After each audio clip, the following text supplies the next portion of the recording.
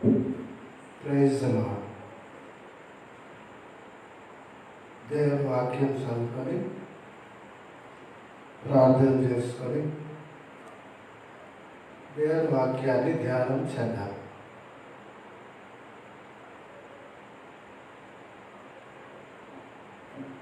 దేవుని వాక్యం చదువుకొని ప్రార్థన చేసుకొని దేవుని వాక్యం ధ్యానం చేద్దాం.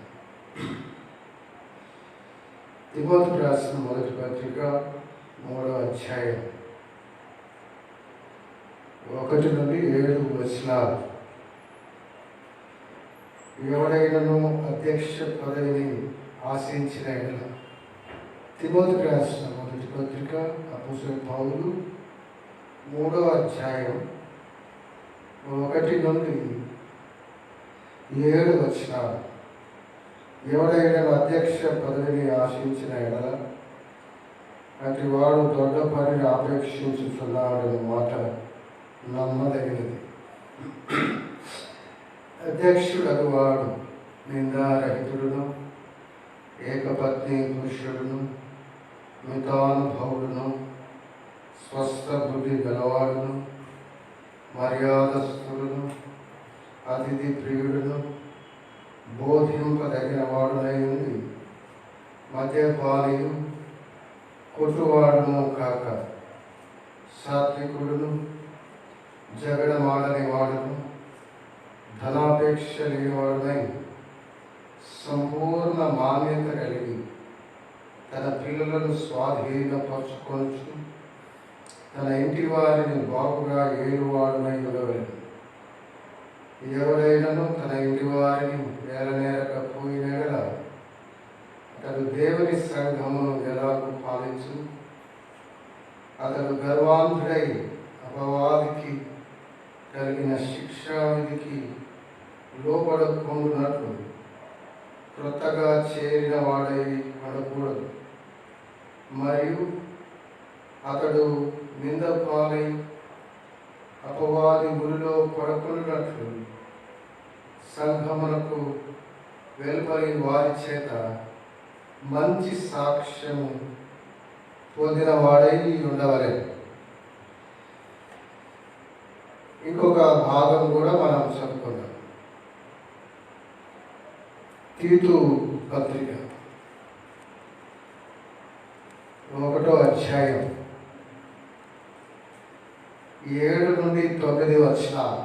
తీతు పత్రిక 1వ అధ్యాయం 7 నుండి 9 వచనాలు.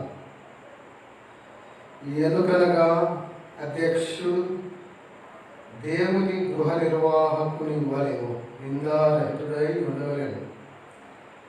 అతడు స్వేచ్ఛాపరుడును, ముక్కోపియు, మద్యపానియు, కొట్టువాడును, దుర్లాభము అపేక్షించువాడును కాక అతిథి ప్రియుడును, సజ్జన ప్రియుడును, స్వస్థ బుద్ధి గలవాడును, నీతిమంతుడును, పవిత్రుడును, ఆశా నిగ్రహము గలవాడునై ఉండి తాను హితబోధ విషయమై జనులను హెచ్చరించుటకును, ఎదురాడు వారి మాట ఖండించుటకును శక్తి గలవాడగునట్లు ఉపదేశమును అనుసరించి నమ్మదగిన బోధను గట్టిగా చేపట్టుకుని వాడినై ఉండవలెను.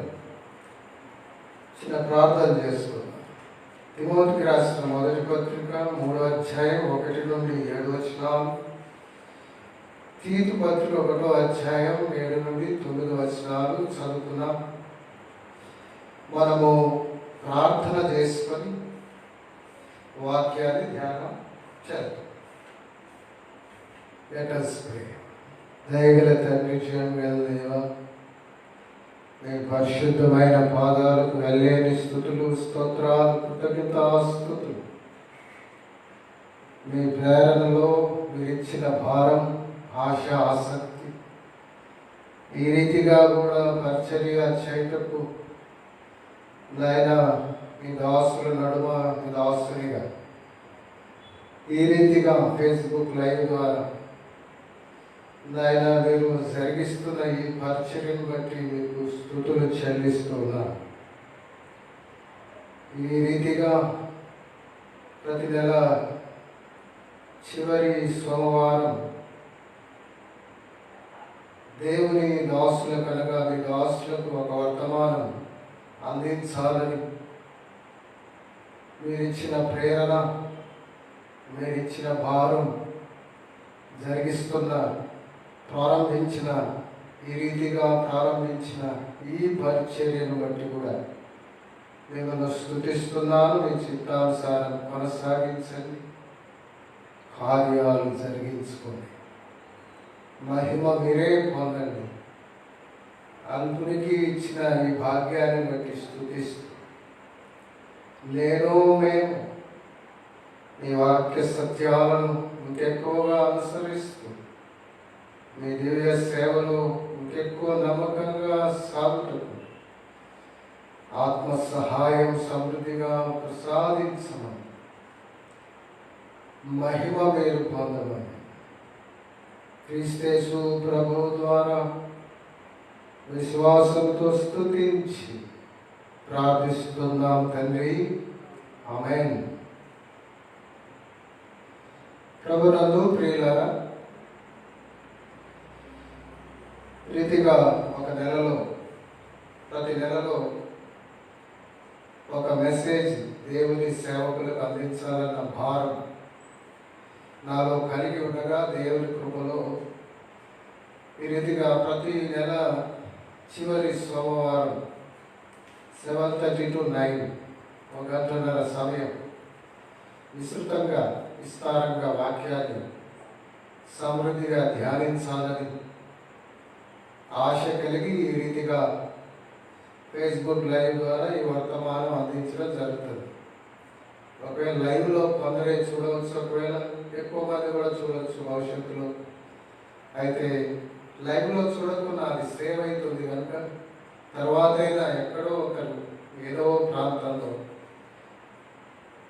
వర్తమానం విని మేలు పొందుతారు కదా అన్న ఆశతో ఈ రీతిగా ఈ పరిచర్య జరిగించడం జరుగుతుంది. కనుక ప్రార్థన చేయండి. ఇంకా మీ స్నేహితులకు, తోటి సేవకులకు ఈ విషయాన్ని తెలియజేస్తే ఇంకా మంచిది. మనం ప్రార్థన చేసుకుందాం, వాక్యం చదువుకొని ధ్యానంలోకి వెళ్దాం. ఈరోజు ఈ తిమోతికి రాసిన మొదటి పత్రిక 3వ అధ్యాయం 1 నుండి 7 వచనాలు, అలాగే తీతుకు రాసిన పత్రిక 1వ అధ్యాయం 7 నుండి 9 వచనాలు మనం చూసినప్పుడు కాపరి యొక్క యోగ్యతలు ఇక్కడ మనకు కనిపిస్తాయి. కాపరి యొక్క యోగ్యతలు ఇక్కడ వాడబడిన మాట ఒకటి ఉంటే మీరు కాపరి అంటున్నారేంటి అనుకోవచ్చు. అధ్యక్ష పదవి అనుంది. కానీ ఎవడైనా అధ్యక్ష పదవిని ఆశించిన ఎడలా అటు వాడు దొడ్డ పని అపేక్షించుతున్నాడన్న మాట నమ్మదగినది. అధ్యక్షుడు వాడు అని కదా ఉన్నాయి. అధ్యక్షుడు అని ఉంటే మీరు కాపరి అని ఎలా అంటారు అని ఎవరైనా అనుకోవచ్చు. ఇంగ్లీష్లో బిషప్ అంటారు. బిషప్ అంటే అధ్యక్షుడు అని ఒక అర్థం. తిరిగి ఆ రోజుల్లో బిషప్ అని పెద్దలను కూడా అనేవారు. పెద్దలు కనుక అధ్యక్షులను బిషప్ అనేవారు. పెద్దలకు కూడా ఈ బిషప్ అనే మాటను వర్తింపజేసేవారు. కనుక పెద్దలను బిషప్, అధ్యక్షులు అనే మాట బిషప్ అనేది వర్తిస్తుంది, అధ్యక్షులకు వర్తిస్తుంది. ఇంకా హిబ్రూ భాషలోకి వెళ్ళి చూస్తే గ్రీక్ భాషలోకి వెళ్ళి చూస్తే గ్రీక్ భాషలో ఈ విషయం ఏమని వివరించబడింది అంటే, గ్రీకులో ఎపిస్కోపోస్ అనే మాట వాడబడింది. ఎపిస్కోపోస్ అనే మాట వాడబడింది గ్రీకులు. అంటే ఇక్కడ అధ్యక్షుడు అని వాడారు కదా. గ్రీకులో ఎపిస్కోపోస్ అనే మాట వాడబడింది. దాని అర్థం ఏంటంటే పై విచారణకర్త. పై విచారణకర్త. ఇంకొక అర్థం ఏంటంటే కాపరిగా పనిచేయవాడు. కాపరి, పై విచారణకర్త. కనుక కాపరి అనే అర్థం వస్తుంది, పై విచారణకర్త అనే అర్థం వస్తుంది గ్రీకులో వాడిన మాటకు అర్థం. కనుక అధ్యక్షుడు, పెద్ద, పై విచారణకర్త, కాపరి అనే 4 అర్థాలు వస్తాయి. కనుక ఒక కాపరి, ఒక సంఘ కాపరికి ఉండవలసిన యోగ్యతలు, ఒక పై విచారణకర్తకు ఉండవలసిన యోగ్యతలు, ఒక బిషప్ ఉండవలసిన యోగ్యతలు, ఒక సంఘ పెద్దకు ఉండవలసిన యోగ్యతలు, ఒక అధ్యక్షునికి ఉండవలసిన యోగ్యతలు ఇక్కడ చెప్పబడ్డాయి. కనుక ఒక సేవకుడు దేవుని ఇది దైవజనులకు వర్తమానం కనుక దేవుడు అందించమన్న వర్తమానం మీకు అందిస్తున్నా, మనం పొందుతున్నాం దేవుని సేవకుడిగా నాకు మనకు. కనుక ఇది మనం గమనించాలి. ఇది అధ్యక్షులకు, ఇది మనకు కాదులే అని అనుకోకూడదు. ఇది నాయకులకు, అధ్యక్షులకు, నాయకులకు, ఏమండి పెద్దలకు, అలాగే పై విచారణకర్తలకు. ఇప్పుడు ఒక సేవకుడు పై విచారణ చేయడా? ఒక సేవకుడు ఏమండి కాపరత్వం చేయట్లేడా? కావలి కాయవాడు కాడా? కనుక గ్రీకులో ఉన్న ఆ మాట ఎపిస్కోపోస్ అంటే ఏమని పై విచారణ చేయవాడు, ఏమని కాపరిగా పనిచేయవాడు, పై విచారణకర్తగా కానీ కాపరిగా కానీ దృష్టి గలవాడు. కనుక ఈ విషయం బట్టి మనం చూస్తే ఇది కాపరులకు, సేవకులకు, పాస్టర్ అని ఇంగ్లీష్లో ఉంటుంది కదా. పాస్టర్ అంటే స్థానిక సంఘ కాపరి. బిషప్ అంటే ఏమంది పెద్దలు కూడా వర్తిస్తుంది, అధ్యక్షుడికి పెద్ద. సరే, ఇది పై విచారణకర్తలు కాపరులుగా దేవుని సేవకులకు ఉండవలసిన యోగ్యతలు, స్థానిక సంఘ నాయకుడిగా ఉన్న దేవుని సేవకునికి ఉండవలసిన యోగ్యతలు ఏంటో ఈ తీతులో పౌలు రాశాడు. ఈ 2 విషయాలు ఇంకా ఆయా చోట్ల మనం చూడొచ్చు, ఆయా పత్రికల్లో. కానీ ఇక్కడ పౌలు రాసింది, కాపరి పత్రికల్లో పౌలు రాసిన విషయాలు, ఈ విషయాలు మనం ఆలోచన చేస్తే ఎన్ని ఉన్నాయంటే 27 ఉన్నాయి. 27 యోగ్యతలు ఉన్నాయి తీతులో కూడా కలిపి. అంటే తీతులో కొన్ని ఇక్కడ పేర్కొన్నవే, అక్కడ పేర్కొన్నవి కలపకుండా చూస్తే 27 ఉన్నాయి. కనుక నేను వీటిని క్లుప్తంగా త్వరగా నేను అవి మీ దృష్టికి తెచ్చి అందులో కొన్ని విషయాలు చూసి మనము ఇంకో కోణంలో ఇంకో విషయం కూడా ఈరోజు మనం ధ్యానం చేస్తాం ఇందులోనే. కనుక కాపరికి ఉండవలసిన యోగ్యతలు ధ్యానిస్తూ తిరిగి ఒక విషయంలో కొంతమంది సేవకులు బాగా డిసప్పాయింట్ చేయబడుతున్నారు. ఒక విషయంలో కొంతమంది సేవకులు కృంగిపోతున్నారు. ఒక విషయంలో విమర్శలకు తాళలేక కొందరు సేవను కూడా బహుశా వదిలిపెట్టి వెళ్ళేవారు ఉండొచ్చు. వారు ఎవరంటే దేవుని సంఘ కాపరులుగా ఉంటూ దేవుని సేవలో ఉన్న వారు ఇంటిని ఏలని వాడు అని విమర్శించబడేవారు కొందరు, కృంగిపోతున్నవారు కొందరు. అసలు ఇంటిని ఏలని వాడు అంటే ఏంటి? ఇంటిని ఏలడం ఏంటి? ఇంటిని ఏలని వాడు ఎవరు? ఇంటిని ఎలా ఏలినట్లు? ఆ విషయం కూడా చివరిలో మనం కొంచెం చూసి మనం ప్రార్థన చేసుకుంటాం. కనుక ఎందుకంటే దేవుడు తన దివ్య సేవకు పిలిచిన తర్వాత మనం ఎవరిని కూడా తెలుసో తెలియకో డిసప్పాయింట్ చేయొద్దు. కనుక ఆ వచనం తప్ప ఏం తప్పుగా ఒక సేవకుడు ఇంటిని ఏలువాడుగా తప్పకుండా ఉండాలి. కానీ మరి ఇంటిని ఏలువాడంటే ఏంటో తెలుసుకోవాలి. కనుక అది కూడా చివరిలో చూద్దాం. మొత్తానికి అందులో వరుసలో చూసి చివరిలో కొంచెం ఆ విషయం కూడా మనం చూస్తే మంచిదని ఎంతో కాలంగా నా హృదయంలో లేక నాలో ఈ విషయమై కొంచెం ధ్యానించి అందించాలి. ఎందుకంటే కొందరు ఆ, బాగా విమర్శించేస్తున్నారు, సరైన గ్రహింపు లేక కొందరిని. కనుక ఆ, కొందరిని డిసప్పాయింట్ చేస్తున్నారు. కనుక దీన్ని కొంచెం బాగా ఆలోచిస్తే, ధ్యానించి అందిస్తే మంచిది అని ఎంతో కాలంగా నా మనసులో ఉన్న ఆ యొక్క ఆ, ఆ, అందించాలన్న ఆ విషయం, దాన్ని బట్టి కూడా ఆ ఆలోచనను బట్టి దేవుని కృపలు ఈరోజు కొంత ఆయుష కూడా చివరిలో మొదలుచుకుందాం. మంచిది.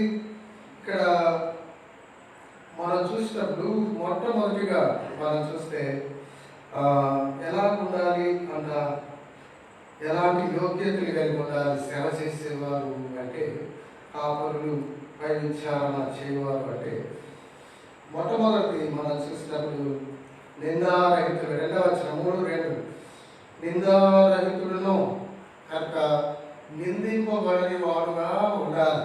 ఒక సేవకుడు నిందారహితుడుగా ఉండాలి.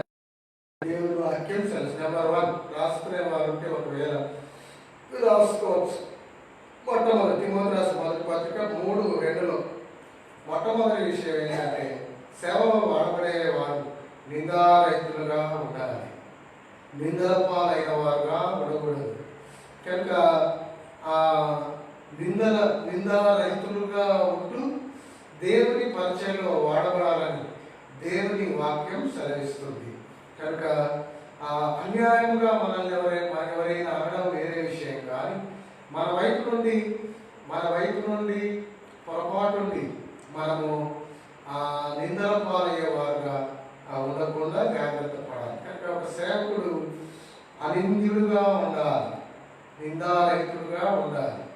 కనుక పౌలు ఒక చోట అంటాడు, దేవుని ఎదుటను మనుషుల ఎదుటను ఎల్లప్పుడూ నా మనస్సాక్షి నిర్దోషమైనదిగా ఉన్నట్లు అభ్యాసం చేసుకుంటున్నారు అంటాడు. తన మనస్సాక్షి నిర్దోషంగా ఉండేలా పౌలు అభ్యాసం చేసేవాడు. కనుక మన మనస్సాక్షి నిర్దోషంగా ఉండాలి, మనం నిందారహితులుగా ఉండాలి అని దేవుని వాక్యం సెలవిస్తుంది. కనుక దేవుని సేవ చేసే సేవకుడు నిందారహితులుగా ఉండాలి, నిందల పాలు కావద్దు, నిందించబడేలా ఇతరులు అలాంటి విషయాల్లో ఎంటర్ కావద్దు, అలాంటి విషయాలు పాలిపాపులు పొందొద్దు, అలాంటి వాటి జోలికి వెళ్ళకూడదు, చాలా జాగ్రత్తగా ఉండాలి. ఇది మొదటి విషయం. కనుక నిందల పాలు కాకుండా జాగ్రత్తగా, కొందరు పోలీస్ కేసులని, కోర్టు కేసులని, రకరకాలుగా పంచాయతీలని ఊర్లలో ఆ పంచాయతీల చుట్టూ, పోలీస్ కేసుల చుట్టూ, కోర్టుల చుట్టూ తిరుగుతూ ఉంటారు. ఒకవేళ ఎవరైనా అన్యాయంగా పెట్టి కేసు తిప్పడం వేరు, వీరు అనవసరమైన విషయాల్లో జోక్యం చేసుకొని దేవుని సేవకులై ఉండి కోర్టుల చుట్టూ తిరిగే వాళ్ళు ఉంటారు. కనుక అలా ఉండకూడదు. కనుక అది మొదటి విషయం. రెండవది చూసినప్పుడు ఏకపత్ని పురుషుడు. ఇది గ్రీకులో ఒక మాట నుండి వచ్చింది. ఆ మాట ఏంటంటే మియాస్ గునైకాస్ అనే మాట. మియాస్ గునైకాస్ అనే గ్రీకు పదం, దాని అక్షరార్థం ఏంటంటే, మియాస్ గునైకాస్ అనే గ్రీకు పద అక్షరార్థం ఏంటంటే ఒకే స్త్రీకి పురుషుడు అని అర్థం. కనుక అంత నమ్మకంగా ఉండాలి, ఒకే స్త్రీకి పురుషుడుగా ఉండాలి. ఒకవేళ యేసు ప్రభు నమ్మకం ముందు ఆ జీవితం బాగులేదు, తాను భయంకరంగా బ్రతికాడు, తర్వాత యేసు ప్రభు నమ్ముకున్నాడు, రక్షణ పొందాడు, పాపాలు కడుక్కున్నాడు, పరిశుద్ధంగా బ్రతున్నాడు, కొన్నేళ్ళు దేవుని కొరకు బ్రతుండగా దేవుడు కొంతకాలాన్ని సేవకు పిలిచాడు, అది వేరే విషయం. కనుక దేవుని సేవకు వచ్చిన తర్వాత, దేవుడు సేవకు ఏర్పరచుకున్న తర్వాత ఏమండి, ఇంకా నాకు తెలిసిన ఒక పెద్ద సేవకుడు, చాలా పేరున్నాయన ఆయన పేరు చెప్పారు, కానీ ఆయన గురించి ఈ మధ్య ఆయనకి ఎంతమంది భార్యలు, 2-3 అని యూట్యూబ్లో ఎవరు పెట్టారు. కనుక ఆయన చాలా పేరుంది. కనుక ఆయన మొదటి భార్యను వదిలిపెట్టాడు, ఇంకొక ఆమెను చేసుకున్నాడు. మళ్ళీ ఇప్పుడు ఆమె కూడా లేదు, ఇంకొక ఆమెను చేసుకుంటున్నాడు అనేదో అంటున్నారు కొందరు. కనుక చూసా, ఆయనకు మళ్ళీ బైబిల్ జ్ఞానం చాలా ఉంది, సువార్త అద్భుతంగా చెప్తాడు, గొప్ప గొప్ప పాటలు రాశాడు. కనుక కానీ ప్రకటన కొంచెం, కానీ మిగతా కొన్ని విషయాల్లో చాలా బైబిల్ జ్ఞానం ఉంది. కొన్ని అనవసరమైన వాటిలోకి పోయి రకరకాలుగా సమస్యలు కొని తెచ్చుకుంటుంటాడు. అది అది ఆయన అది వేరే విషయం. కానీ ఆయన ఆయన వాక్య జ్ఞానం ఎంతో ఉంది ఆయనకు. కానీ ఆయన మొదటి భార్య ఉండగా భార్యను వదిలిపెట్టి ఇంకో కాలం చేస్తున్నాం. అలా ఆయన చేసినందుకు ఎంతోమంది ఆయన స్నేహితులు, నమ్మకమైన దైవజనులు ఆయన దూరమయ్యారు. ఎంతోమంది వద్దు అని చెప్పిన వినలేదు. ఆయన సమర్థించుకుంటున్నాడు కనుక కొందరికి అర్థమైపోయి ఉండొచ్చు ఎవరు ఆయన. నేనైతే నా నోటితో ఆయన పేరు చెప్పలేదు. కనుక గ్రీకులో ఉన్న మాటకు అర్థమేందో చూసారా, బాగా గమనించాలి. అందుకే మూలవాక్యంలోని అర్థాలు కూడా చూడాలి. ఏమండి, మియాస్ గునైకాస్ అనే గ్రీకు మాటకు అక్షరార్థం ఒక స్త్రీకి పురుషుడు. అంతే, ఒక స్త్రీకి పురుషునివి అంతే. ఒక స్త్రీకి పురుషుడు కనుక ఏకపత్ని పురుషుడిగా ఉండాలి. పాత నిబంధనలో విషయాలు తీసుకోవద్దు. అబ్రహాం గలవాడుగా దావీదు చేసుకోలేదా, అది పాత నిబంధన. కొత్త నిబంధనలో ఏకపత్ని పురుషుడు, ఒక స్త్రీకి పురుషుడు అయి ఉండాలంట.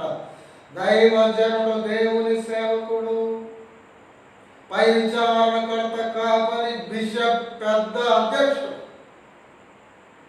నాయకుడు, లీడర్. ఇది రెండవ విషయం. మూడవది మనం చూసినప్పుడు మితానుభవం గలవాడు. నిందారహితుడు 2వ వచనమే, 2-3 వచనాలు కలిసి ఉన్నాయి. ఏకపత్ని పురుషుడు 2వ వచనమే.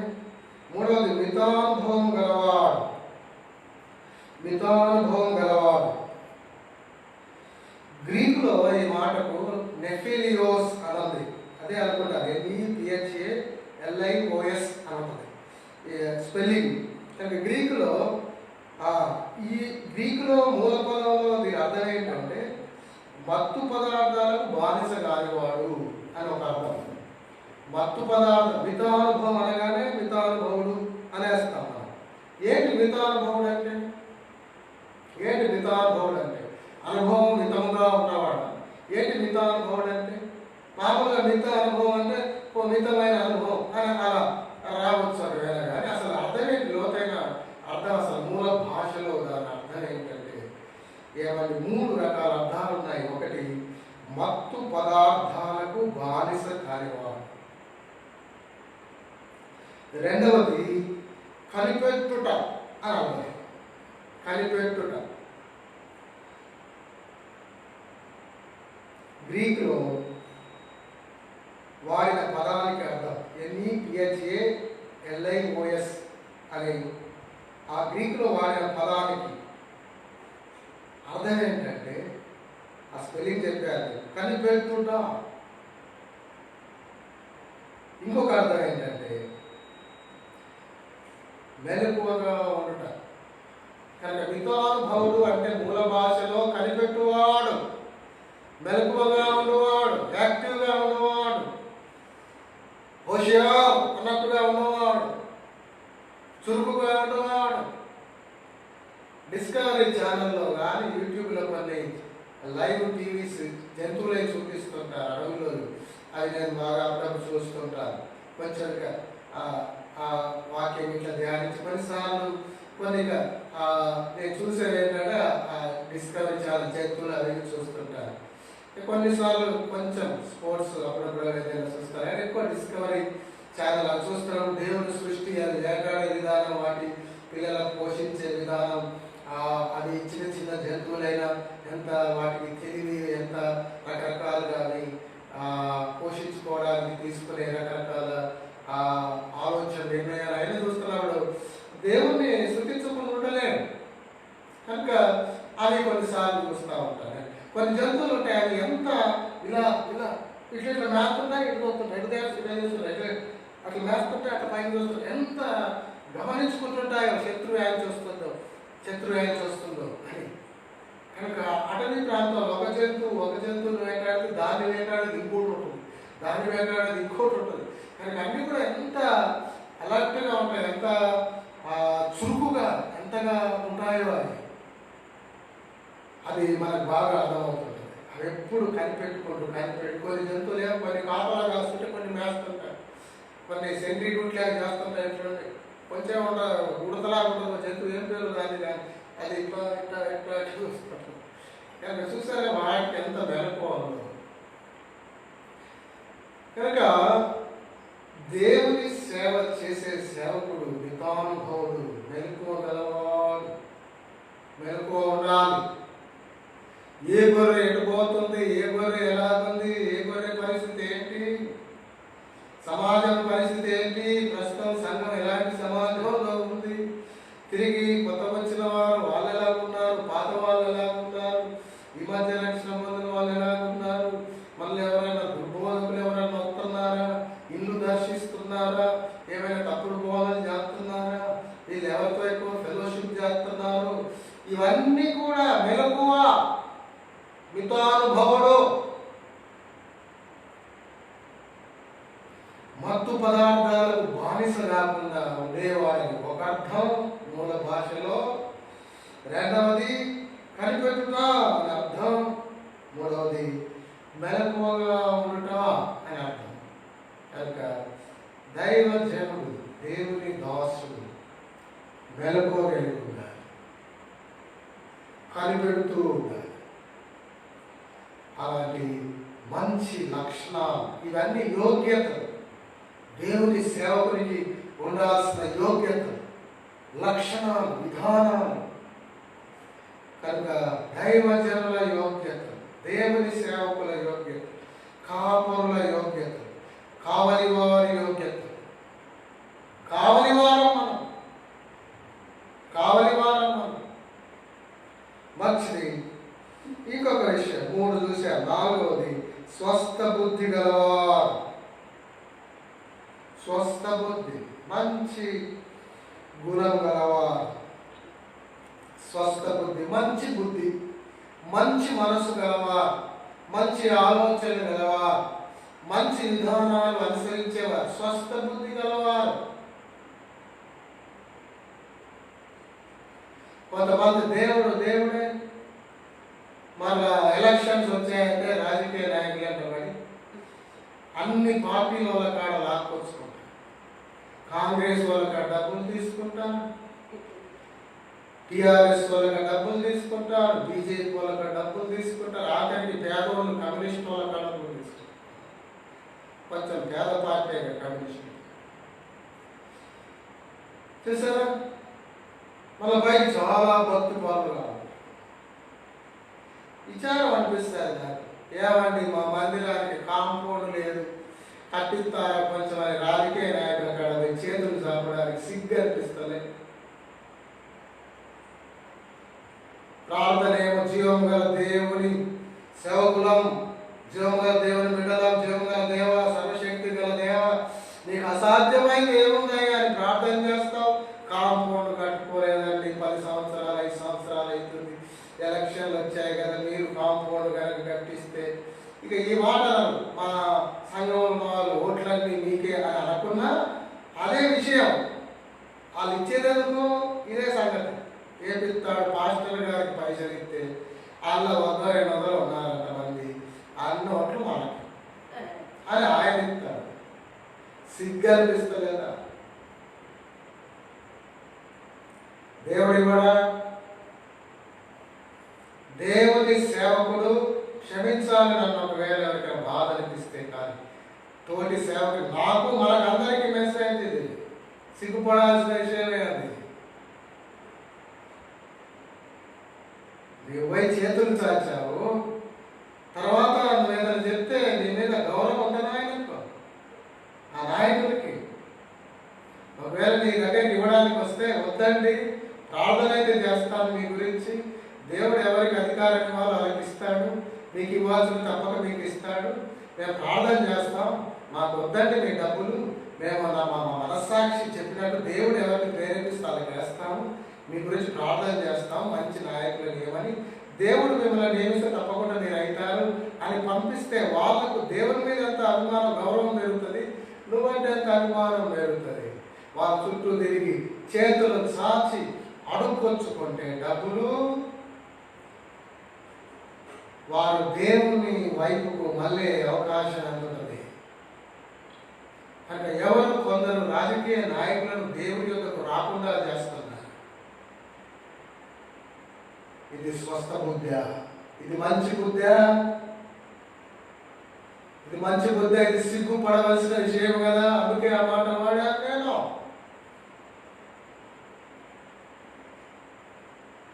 కనుక స్వస్థ బుద్ధి గలవారుగా ఉన్నారు. ఒకరి కాడ అడుకొచ్చుకున్నారు, ఇంకోరి కాడ అడుకొచ్చుకున్నారు, ఇంకోరి కాడ అడుకొచ్చుకున్నారు. ఓటు అమ్ముకుంటారా?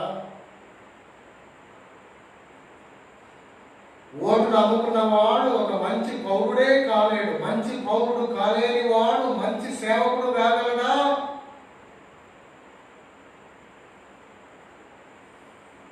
కనుక స్వస్థ బుద్ధి ఉండాలి, మంచి బుద్ధి ఉండాలి. నా దేవుడు ఉన్నాడు, నా దేవుడు చూసుకుంటాడు, ఆయనకు ఎప్పుడేం చేయాలో ఆయన తెలుసు. నేను ఒకసారి ఒక కారులో ఒక బ్రదర్ ఎక్కించుకున్నాను. సేవకుల కూడికి నలుగురిలో వెళ్ళి వస్తుంటే అంబాసిడర్ ఉన్నప్పుడు ఒక బ్రదర్ నడుచుకుని పోతున్నాడు. సేవకుడు అని ఆయన ఎక్కి కూర్చొని ఆయన అంటున్నాడు, బ్రదర్ అన్న రాజబాబు అన్న కూడా ఒకప్పుడు ఇలాంటి డొక్కు కారే ఉంది అంటున్నాడు. నడుస్తున్నాడని కారు ఎక్కించుకుంటే అన్న రాజబాబు అన్న కూడా, అంటే గడ్డి కూడా రాజబాబు అన్న పాటలు పాడి సేవ చేసిననే ఇప్పుడు దేవుని దగ్గరికి వెళ్ళిపోయాడు, పరదేశంలో ఉంటాడు. మనం కలుసుకుంటాం ఒక దినాలు అందరినీ. కనుక రాజబాబు అన్న కూడా ఇలాంటి డొక్కు కారు ఉంది అంటున్నారు. అప్పుడు నాకు అనిపించింది, సరే దేవుడు ఎలాంటి కారు ఇచ్చినా ఆయనకు అది అప్పుడుకో అనిపించింది, ఆయనకు అది ఇచ్చాడు. కొత్తది కావాలంటే ఇస్తాడు, ఆయన ఇష్టం. లేకున్నది ఉడబీకేస్తాడు, ఆయన ఇష్టం. ఎట్టుంచితే అట్ట సేవ చేయాలి, గంతే. అవసరం లేదు ఎవరి చేతులు చాపడం. దేవుని సేవకుడు ప్రపంచానికి ఆశీర్వాదకరమైన దీవించాల్సిన చేతులు శాస్త్రాల ఏమే. ఆంధ్రాలో ఒక సేవకుడు సేవ చేస్తుంటే నమ్మకంగా, ఆయన పేరు నాకు జ్ఞాపకం రావట్లేదు కానీ బాగా పేరుగాంచిన సేవకుడు, బాగా గొప్ప సేవ చేసిన ఆయన. ఒకటే వస్త్రం, అంటే ఇప్పుడు నా తరం కంటే ముందు తరం వాళ్ళు, అవతల తరం పెద్దవాళ్ళు, ఆ సంవత్సరాల్లో వారు అన్నట్టు. కనుక ఆయన దేవుని దగ్గరికి వెళ్ళిపోయాడు ఆయన. కనుక ఆయన సేవ చేసేవాడు ఒకటే డ్రెస్ అంట. ఆ నదికాడికి పోయి ఎవ్వరు లేనప్పుడు సాటుగా పోయి విప్పుకొని వేసుకొని ఆరబెట్టుకొని మళ్ళీ సాటుగా వేసుకొని, అంటే ఆ విప్పుతో మన బట్టలు ఉండవు కదా, వేసుకొని వచ్చేవాడంట. అవి చిరిగిపోయాక కుట్టేవాడంట. కుట్టుతా ఈడబుట్టి ఆఖరికి కుట్టరాకుండా అయిపోయిందంట. అవి కుట్టరాకుండా అయిపోయాయంట బట్టలు. అప్పుడు ఉతుకుతుంటే ఉతకరాకుండా పీలికలు అయిపోయాయి, ఎక్కడ పడితే అక్కడ చిరిగిపోయి ఉన్నాయంట. అదే ఎత్తుకుంటున్నాడు వేసుకో. ఒకసారిగా అసలు ఇక కుట్టరాకుండా ఉతుకుతే కూడా మళ్ళీ ఏమైందన్న టైపు అయిపోయినప్పుడు ఒకసారి వాటిని తీసుకొని ఇట్లా ఆకాశం వైపు దించాడు దేవునికి. ఆకాశం వైపు ఆ అంగి ఎత్తి ఇట్లా చూపిస్తే మొత్తం సారకలు చిరిగిపోయి పేలికల్లాగుండా అంగి ఇట్లా చూపించి వేసుకొని వెళ్ళిపోయాడు. కానీ ఎవరిని కూడా నా బట్టలు లాగా డ్రెస్ కొట్టి అంచాల చేతులు సాపలాయన. పాశ్చాత్య దేశంలో ఒక సంపన్నురాలు కోటీశ్వరులైన ఒక విశ్వాసికి దేవుడు దర్శనంలో మాట్లాడాడంట. ఇండియాలో పలాని ఆంధ్ర ప్రాంతంలో, పలాని జిల్లాలో, పలాని ప్రాంతాల్లో, పలాని ఊర్లో నా సేవకుడు సేవ చేస్తున్నాడు, నీకున్న సంపద వెళ్ళి ఆ సేవలో వాడు అని చెప్పాడట దేవుడు. వచ్చేసింది ఆమె వాడింది. హల్లెలూయా. ఆయన ఎవరికి చేయి చాచలేదు, దేవుని వైపే చూశాడు. దేవుడు ఏదో దూర ప్రాంతం సముద్రాల ఆవరణ నుండి ఒక ధనవంతులైన విశ్వాసిని పంపించి సేవకు సహకరించేలా చేశాడు.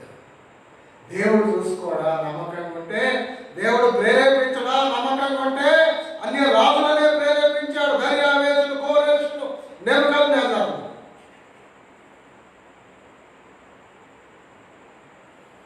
దేవుని సేవకులకి స్వస్థ బుద్ధి ఉండాలి. స్వస్థ బుద్ధి ఉండాలి.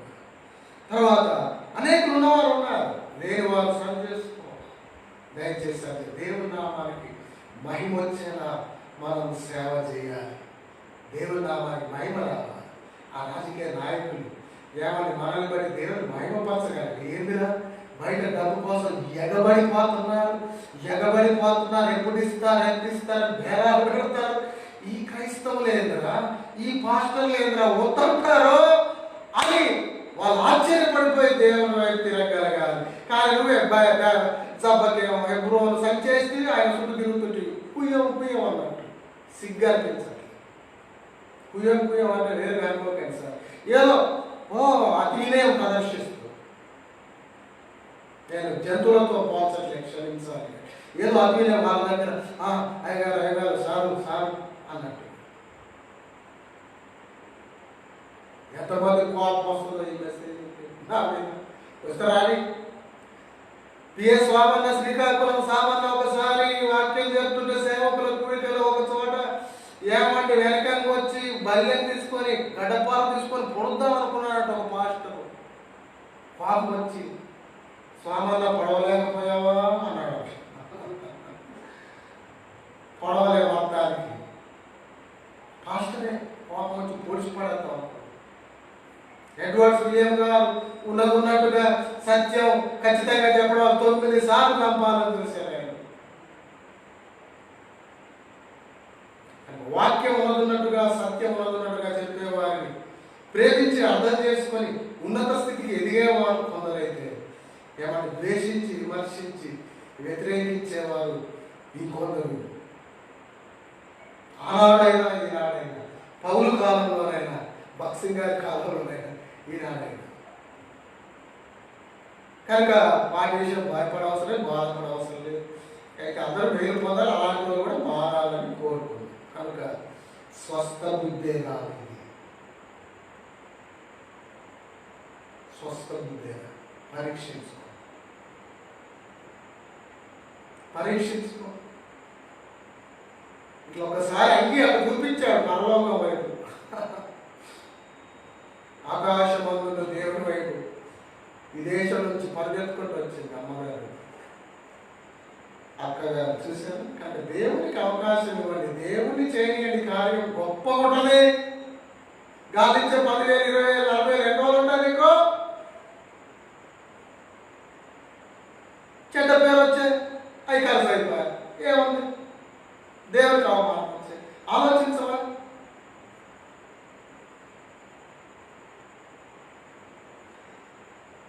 కనుక ఇది 4వ స్వస్థ బుద్ధి. 5వది మర్యాదస్తుడు.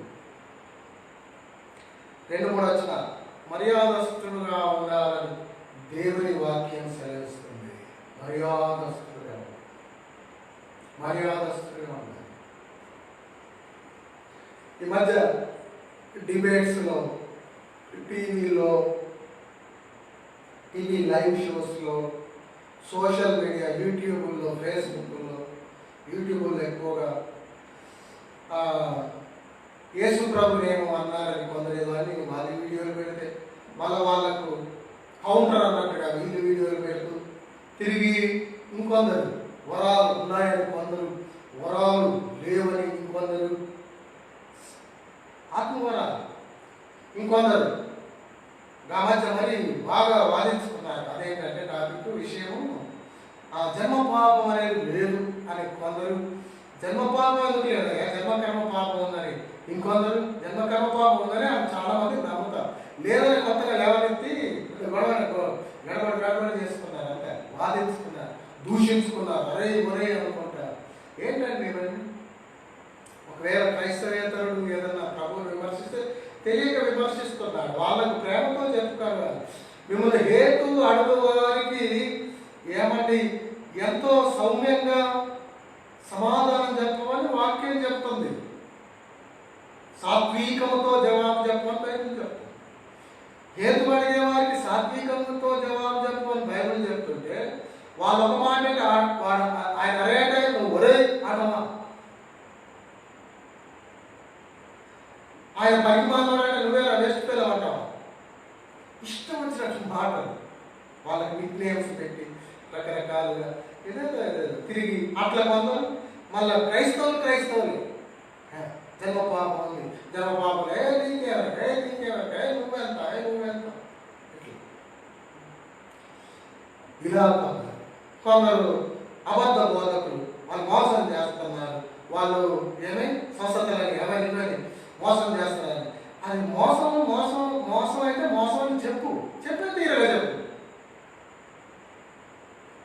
అది వాడు అని భార్య భర్తలు ఇద్దరు తోడు దొంగలే అని అది అని వాడని ఇష్టం వచ్చినట్టు నోరుకు వచ్చినట్టు మాట్లాడడం, దూషించినట్టుగా మాట్లాడడం.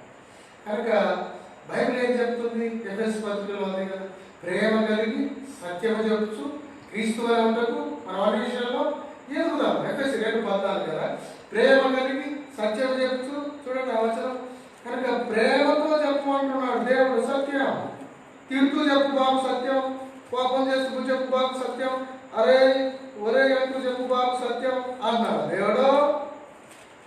నువ్వు చెప్పే సత్యమే. ఎవరు కాదంటున్నారు? 4:15 ఎఫెసీ 4:15 ప్రేమ కలిగి సత్యము చెప్తూ క్రీస్తు వలె ఉండకు మనం అన్ని విషయంలో ఎదుగుదాము. ప్రేమ కలిగి సత్యం చెప్తూ క్రీస్తు వలె ఉండకు అన్ని విషయాలు ఎదుగుదాం. కానీ నువ్వు చెప్పే సత్యం ప్రేమతో చెప్పు, దూషిస్తూ కాదు, ద్వేషిస్తూ కాదు, అసభ్య మాటలు వాడుతూ కాదు, దూషణ పదజాలం వాడుతూ కాదు. కనుక దేవుని సేవకుడు మర్యాదస్తుడుగా ఉంటాడు. మర్యాదగానే ఖండించు, తప్పుదిద్దాలు తిప్పు, అసత్యాన్ని ఖండించు, సత్యం చెప్పు తప్పకుండా.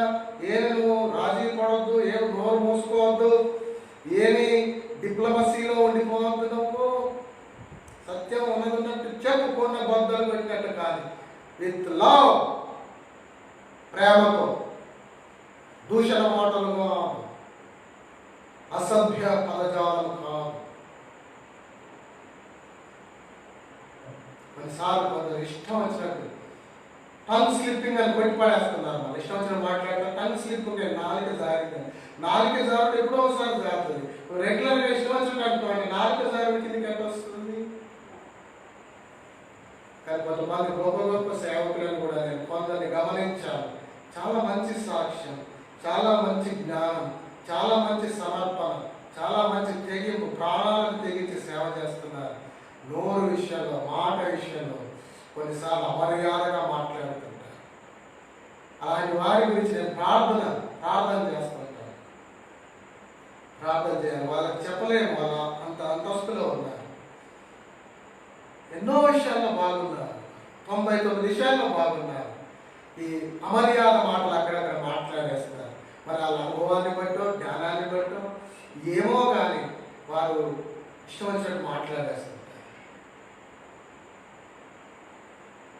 ఆయన గట్టు ఉంటాడు సముద్రంకాయ, ఏమని ఇష్టం వచ్చినట్టు మాట్లాడుతుంటాడు.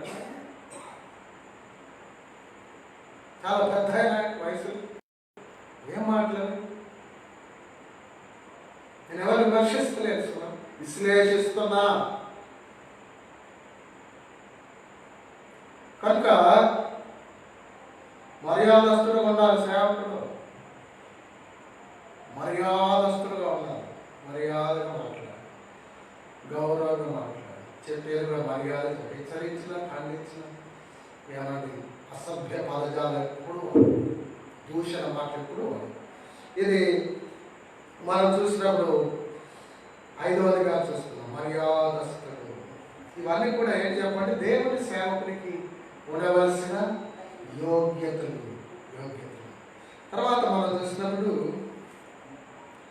మనం ఎరగంగా మరలా మనం చూస్తున్నాం, ధ్యానం చేస్తున్నాం, ఇంకో కోణంలో చూస్తున్నాం. దేవుడు ఇచ్చిన కొన్ని తలంపులు దృష్టికి నేను తెస్తూ ఉన్నాను. 4వది మనం చూసినప్పుడు స్వస్థబుద్ధి గలవాడు, 5వది మర్యాదస్తుడు, 6వది ఇవన్నీ కూడా 2-3 వచనాలు. అతిథి ప్రియుడు, అతిథి ప్రియుడు. కనుక అతిథి ప్రియుడుగా ఉంటాడు, అతిథి ప్రియుడుగా ఉంటాడు.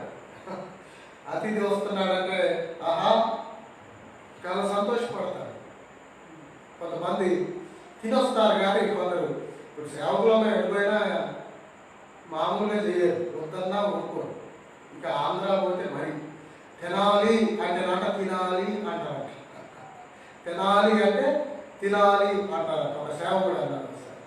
కనుక తెలంగాణలో మర్యాద చేయలేదు కాదు, ఆంధ్రాలో ఇంకా ఒక విధంగా చూస్తే ఈ భోజన విషయాల్లో రకరకాలుగా చేస్తారు. అయ్యగారు అని ఎంతో మర్యాద చేస్తారు.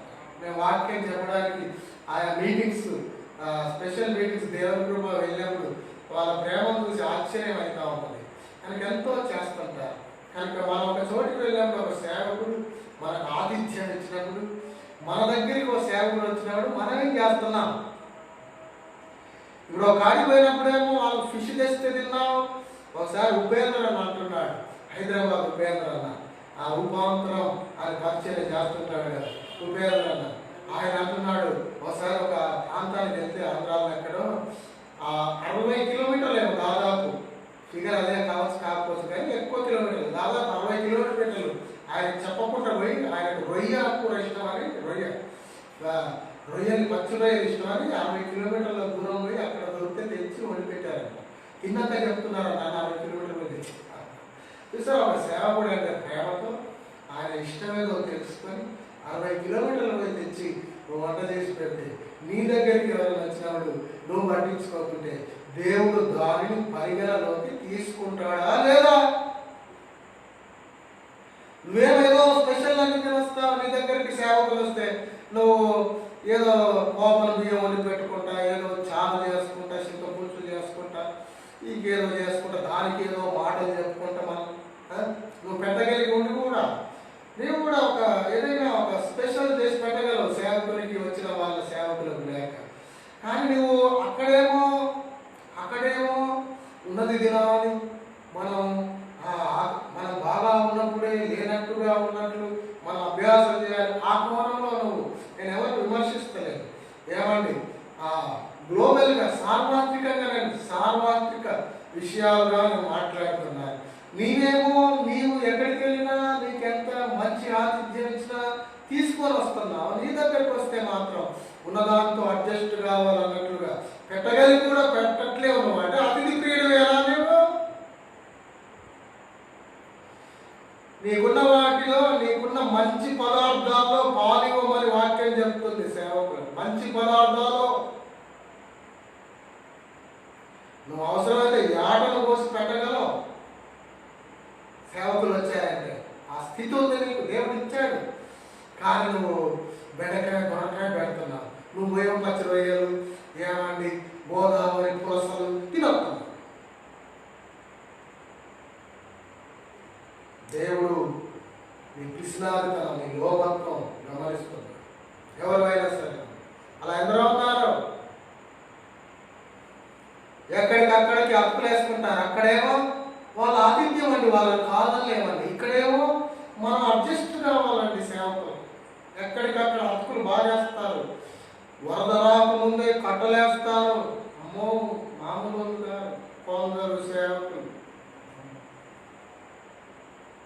ముందే కట్టేసి పెడతారు. ఎవరు నోరు తెరవకుండా, ఎవరు నోరు తెరవకుండా కట్టలేసేస్తారు, కుట్లేసేస్తారు. సప్పుడే కూర్చొని పోవాల్సిందే చెప్పింది. ఇవన్నీ దేవుడు గమనిస్తున్నాడు. తోటి వాళ్ళు కూడా అర్థమైతేనే ఉంటుంది. హోలీ స్పిరిట్ అందరిలో ఉంటాడు కనుక దేవుడు వివేచన ఇస్తూనే ఉంటాడు. ఎవరు గ్రహించట్లేరు అనుకుంటుంటారు వాళ్ళు, కానీ గ్రహిస్తూనే ఉంటారు. పెద్దోళ్ళనో అనుభవం ఎందుకు లేనో మౌనం ఉంటారు, ప్రార్థన చేసుకొని చేస్తుంటారు. కనుక నీవు ఆతిథ్యం పొందుతూ తోటి వారికి ఆతిథ్యం చేయదగిన రీతిగా చేయకుంటే అది సరైనదేనా? నేర్పించడానికి పని మనం చేయవచ్చు, నిజంగా నేర్పించడానికే చేస్తున్నాము. లోబిగా ఆ మాటలు వాడుకొని ఇలా జరిగిస్తున్నాము.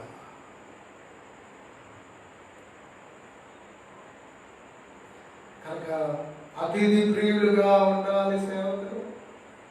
మంచి పదార్థాల్లో మనకు పాలిస్తే పుచ్చుకుంటాం, కానీ మనం మరి తోటి సేవకులకు మంచి పదార్థంలో పాలివ్వాలవుతా. హైదరాబాద్కు జపని అని తమ్ముడు వస్తారు. అప్పుడప్పుడు హైదరాబాద్లో ఒకటే బెడ్ ఉంది రూమ్లో. ఇప్పుడు నాకంటే చాలా చిన్న వయస్సు ఆయనది, కానీ అన్న అంటుంటాడు. ఆయన సేవ చేస్తున్నాడు చాలా ఏళ్ళుగా.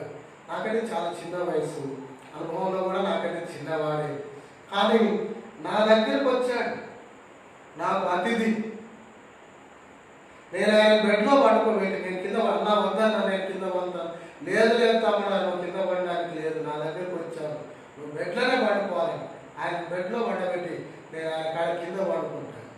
నేను మహిమార్థం చెప్తున్నాను, అతిథిని గౌరవించడం నేర్చుకోవాలి సేవకులుగా.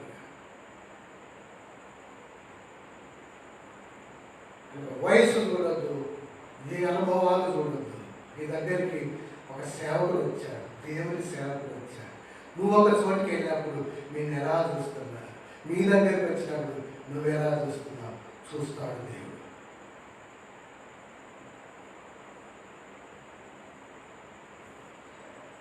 కనుక దేవుని సేవకుల యోగ్యతల్లో ఇంకొకటి ఏంటంటే అతను అతిథి ప్రియుడు. ఆరోది అతిథి ప్రియుడు. ఇవన్నీ కూడా తిమోతి రాసిన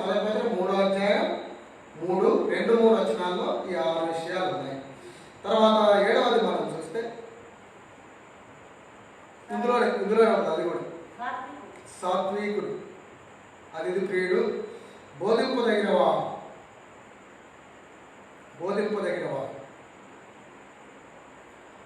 కానీ బోధింపదగినవాడు, నిందారహితుడు, ఏకపత్ని పురుషుడు, మితానుభవుడు, స్వస్థ బుద్ధి గలవాడు, మర్యాదస్తుడు, అతిథి ప్రియుడు, బోధింపదగినవాడు. దేవుని సేవకుడు ఎప్పుడంటే అప్పుడు ఎవరెడీ అని ఒక బ్యాట్ ఉన్నది, ఎవరెడీ బ్యాట్ అంటారు. ఎప్పుడు రెడీ అని అంటాం, దాని అర్థం ఎప్పుడూ సిద్ధం. ఎవరెడీ బ్యాట్ ఎర్ర ఉంటుంది సార్, పింక్ రెడ్ కలిసి ఉంటుంది, చెర్రీ రెడ్ ఉంటుంది బ్యాట్, ఎవరెడీ బ్యాట్ అంటారు. అంటే ఎప్పటికీ సిద్ధం. అంటే దేవుని సేవకుడు ఎప్పుడు సిద్ధంగా ఉండాలి బోధించడానికి. కనుక బోధించదగిన వారిగా ఉండాలి. అంటే నువ్వు బోధిస్తే ఎదుటివారు వినగలగాలి. నువ్వు బోధించినప్పుడు ఎదుటివారు యాక్సెప్ట్ చేయగలగాలి. బ్రతుకుండాలి, బ్రతుకుంటేనే ఇస్తారు. ఒక ఆయన పొద్దంతా ఈ నూనె కొనండి, మీ నెత్తి పెరుగుతుంది, ఈ నూనె కొనండి, ఊడిపోయిన వెంట్రుకలు కూడా మొలుస్తాయి, ఈ నూనె కొనండి, మీ జుట్టు దిట్టంగా ఉంటుందని పొద్దంతా క్యాబరేజ్ అమ్ముతున్నాడంట రోడ్డు మీద, చౌరస్తాలో ఎవ్వరు కొనట్లేరంట. అసలు విషయం ఏంటంటే అమితాయనకు బట్టతలకాయ ఉంది. అంటే ఈ నూనె కొనండి జుట్టు పెరుగుతుంది, ఈ నూనె కొనండి నెత్తి పొడుగవుతుంది, ఈ నూనె కొనండి నెత్తి రాదంటోడు జుట్టు లేనోడు అమ్ముతున్నాడు బట్టతలని. జనం ఏమనుకుంటారు, ఓయ్ ఇది కనుక వాస్తవం అయితే ఇతడు రాసుకోవడా, ఇతనికి జుట్టు రాదా, ఇతను జుట్టు రాలకుండా ముందు రాలిన జుట్టు రాలంగా వచ్చేది చెప్తున్న ప్రచారాన్ని, చెప్తున్న మాటలను బట్టి. బికాజ్ ఇది ఫ్రాడ్, ఇది అబద్ధం, ఫేక్. కనుక బ్రతుకు బాగులేక ఏమని బోధిస్తుంటే ఎవరు నమ్ముతారు? అది సంగతి. కనుక కార్యం, హోలీ స్పిరిట్ కార్యం జరగాలంటే బోధింపదగిన వాడుగా ఉండాలి. అంటే ఆ బోధించగా ఎదుటి వారు వినగలిగినట్టుగా ఉండాలైనా, నేనైనా నువ్వైనా ఎవరైనా. దీని వాక్యం ధ్యానించాలి, దేవుని పాదాల చెంత. కొందరు మెసేజ్లు వింటారు, చక్కగా రాసుకుంటారు, ఉన్నట్టు చక్కగా తీసుకుపోయి ఇంకో గాడు చెప్తారు. కాబట్టి ఒక అన్న స్వామిగా చెప్పాడు, ఒక అన్న గురించి. కొందరు ఎవరైనా అనాలని అనట్లేదు అని ఆయన చెప్పింది. కొందరు అంటారు ఎవరైనా జంపింగ్ అంట. జంపింగ్ అంటే ఇప్పుడు ఇక్కడ ప్రారంభిస్తారంట మెసేజ్, మళ్ళీ ఎవరో దూకుతారంట, ఈ అంశం వదిలి పెడతారు, ఇంకేదో రాని అల్లకి పడిపోతారు, అల్ల నుంచి ఇంకేదో రాని అల్లకు దూకుతారు, అల్ల నుంచి ఇంకెళ్ళకు దూకుతారు, ఆఖరికి ఎవరో దూకి ముగిస్తారు. అసలు ప్రారంభించింది ఏంటో కూడా ఎవరికి అసలు ఏం నేర్పించాడు, ఏం అంశం, ఏ విషయం ఏదన్నా గుర్తుందా, ఏదన్నా నేర్చుకున్నామంటే ఏది కూడా జంపింగ్ ఎదుర్కొంటూ పోతారంట. ఎవరైనా జంపింగ్ అంట. ఇంకా 4 చెప్పే నాకు 2 గుర్తున్నాయి. చివరిది ఏంటంటే రెవరెండ్ వామిటింగ్ అంట. అంటే ఆయన పోల్చి చెప్పాడు, రెవరెండ్ అని అనాలని నేను అనట్లేదు, కానీ తర్వాత దేవుని సేవకులు, పూజనీయుడు దేవుడు అక్కడే. కనుక వామిటింగ్ అంటే ఎక్కడో వింటారు, నేర్చుకుంటారు, ఎక్కడో రాసుకుంటారు, అదే తీసుకుపోయి వామిటింగ్ చేస్తారు అని ఆయన ఉద్దేశం. అంటే మీరు ధ్యానించరు,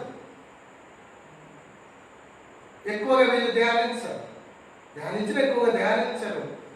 ఏమండి వాళ్ళు చెప్పిన మెసేజ్, ఇప్పుడు ప్రసంగ సహకారాలు అవి రకరకాలు ఉంటాయి. ప్రసంగాలు సిద్ధం చేసిన పుస్తకాలు కూడా ఉంటాయి. ఒకవేళ ఒక సెంట్రల్ ఐడియా లేక ఒక ఐడియా ఒక అవుట్లైన్ కోసం చూస్తే చూడొచ్చేమో, ఒకవేళ దాన్ని తప్పు అనలేమేమో. కానీ నీవు వాక్యాన్ని ధ్యానిస్తున్నావా? ప్రకాశ్ స్వామి అన్న గారు, పిఎస్ స్వామి అన్న గారు గ్రేస్ బైబిల్ కాలేజ్ సిద్దిపేటలో 3 సంవత్సరాలు నడిపించారు. అందులో నేను స్టూడెంట్గా, అంటే సేవకు వచ్చిన చాలా కాలానికి బైబిల్ ట్రైనింగ్ చేయకుంటే సేవకు వచ్చాము. యేసుప్రభు పాదాల చెంతనే ట్రైనింగ్ జరుగుతూ ఆ సేవలో వాడపడుతున్నాను. దేవుడు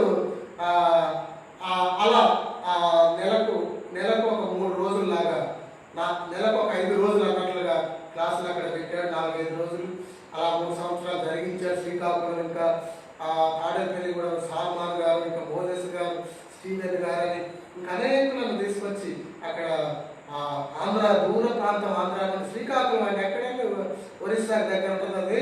అక్కడ నుండి ఆయన ఒకసారి ఫ్లైట్లో వచ్చి మరి ఆయనే ఖర్చు చేసుకొని దేవుని సేవకుడు ఇక్కడ అనేకులకు నేర్పించాలి వాక్యం అని బైబిల్ కాలేజ్ పెట్టి ఒక సిద్ధాంతాలు ఒక సరైన రీతిలో అసలు పూర్తిగా ఒక మంచి అవగాహనలోకి తీసుకురావాలని అలా బైబిల్ ట్రైనింగ్ పొందక సేవ చేస్తున్న సేవకులను తీసుకొచ్చి ఎంతో మందికి 3 సంవత్సరాలు తర్ఫీదులు ఇచ్చారు. అందులో నేను ఒకరిని.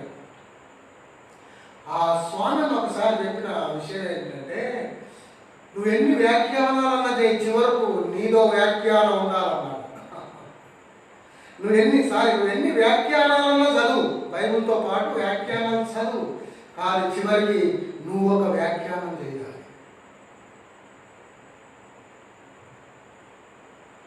కానీ ఆ పుస్తకం, ఈ పుస్తకం, ఆ పుస్తకం, ఆ వ్యాఖ్యానం ఇంకా మంచిదే, ధ్యానం చేయి, మంచిదే. కానీ నీలో వ్యాఖ్యానం ఉండాలి, నీలో ధ్యానం ఉండాలి, నీకు దేవుడిచ్చిన తలంపులు ఉండాలి.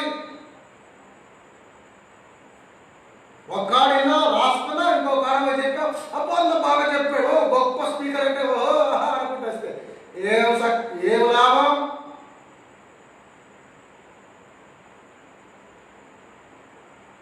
వామిటింగ్ అంట.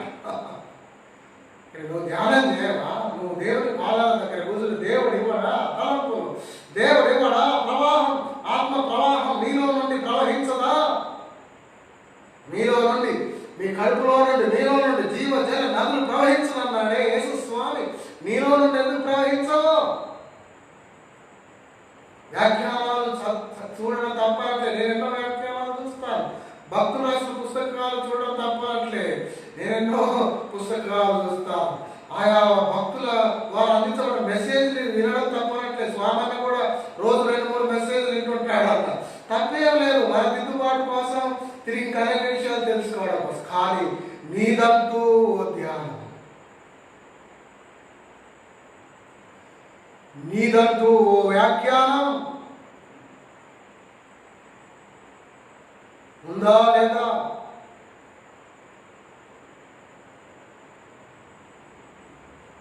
వాక్యము బోధించటకు సమర్థుడై ఉండాలి సేవకుడు. ఎవరిని ఎప్పుడు సిద్ధం బ్రదర్ వాక్యం అందించాలి, లేచి నిలబడాలంటే, సువార్త చెప్పాలి, లేచి నిలబడాలంటే కొంతమంది వద్దులేను బ్రదర్, నేను వద్దులేను బ్రదర్, మీరు కాలేను బ్రదర్.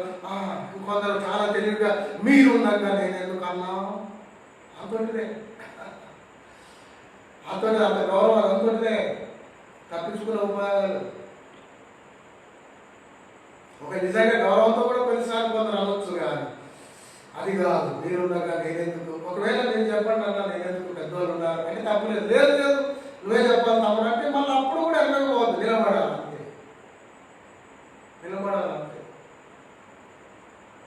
సిద్దిపేటలో బైబిల్ కాలేజ్ జరుగుతున్నప్పుడు పొద్దున్నే 8కే స్టార్ట్ అవుతుంది, 8:30 స్టార్ట్ అవుతుంది. నైట్ వరంగల్లో మీటింగ్స్, 2 రోజులు మీటింగ్స్.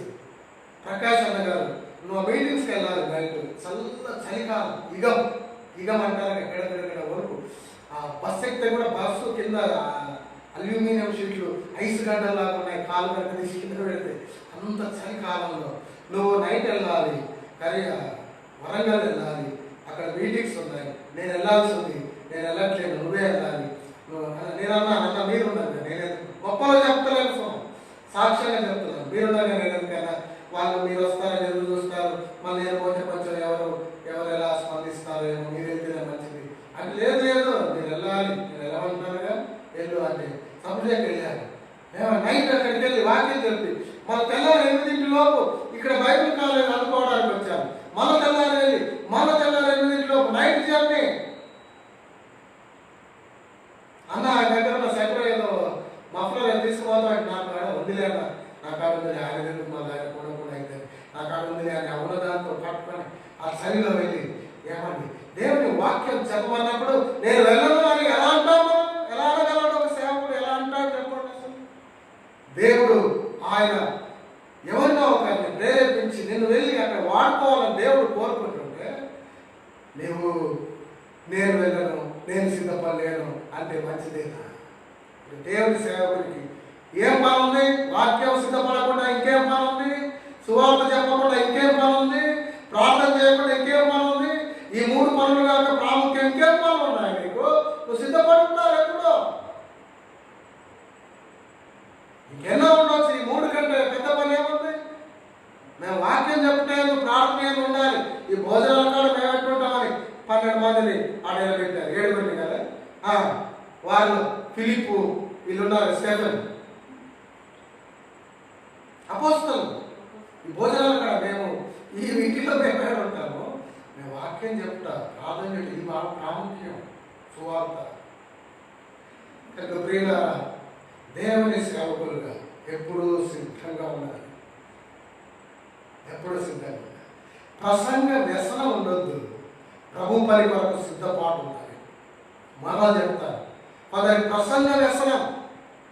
ఒకసారి ఒక చోట సెక్రటరియట్ నేను వెళ్తాను, సెక్రటరియట్లో దేవుడి కృపలో నెలకోసారి అక్కడ వాక్య పరిచయం చేస్తుంటాను. ఇప్పుడు సెక్రటరియట్ కూలగొడుతున్నారు హైదరాబాద్లో, మళ్ళీ కట్టాక మళ్ళీ ప్రారంభం అవుతుంది కనుక చాలా ఏళ్ళకెళ్ళి వెళ్తున్నాను నేను. అక్కడికి వెళ్తుంటే ఒక బ్రదర్కు అనుభవం ఉన్న పెద్ద ఆయనకు, అన్న సెక్రటరియట్ వెళ్తున్నాను, అప్పుడప్పుడు వస్తా అంటున్నాడు, మరి వస్తారా వెళ్తున్నానంటే మరి నాకేమన్నా అవకాశం ఉందా అంటున్నాడు. దేవుడు వాడుకునేందుకు తమ వాడుకుంటాడు. ఇప్పుడు ఆ వాక్యం చెప్పడానికి నన్ను పిలిచారు, నువ్వు వస్తాను సెక్రటరియట్ అంటే సరే వస్తావా అన్నాను. మరి నన్ను ఏమన్నా, నాకేమన్నా ప్రసంగ వ్యసనం ఉండొద్దు, ప్రభు పని కొరకై సిద్ధపాటు ఉండాలి. కొందరి ప్రసంగ వ్యసనం. ఒకసారి ఆర్ఆర్కే మూర్తి గారిని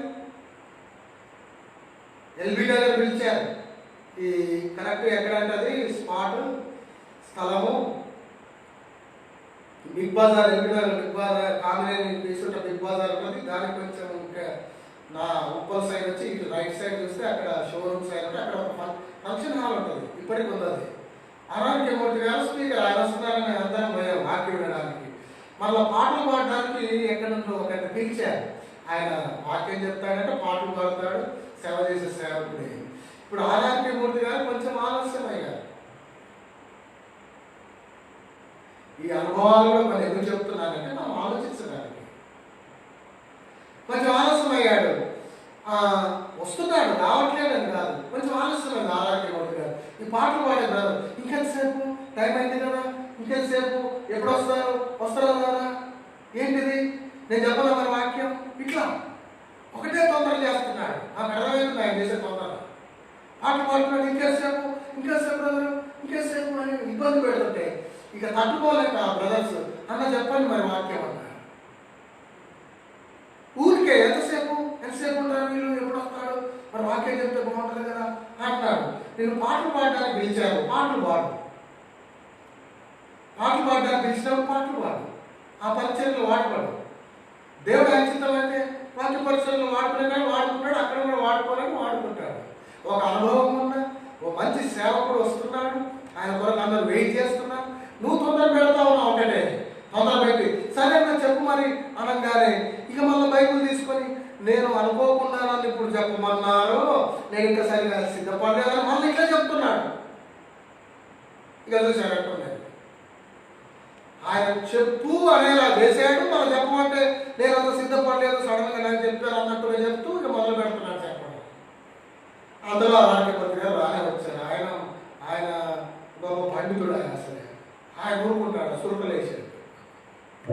అంటే నేను వచ్చేది కొంచెం ఆలస్యంగా, కానీ మరి వాళ్ళు చెప్పారో ఆయనకు ఇలా తొందరగా వచ్చేసి వాక్యం చెప్తున్నాడని చెప్పుకుంటారు బహుశా.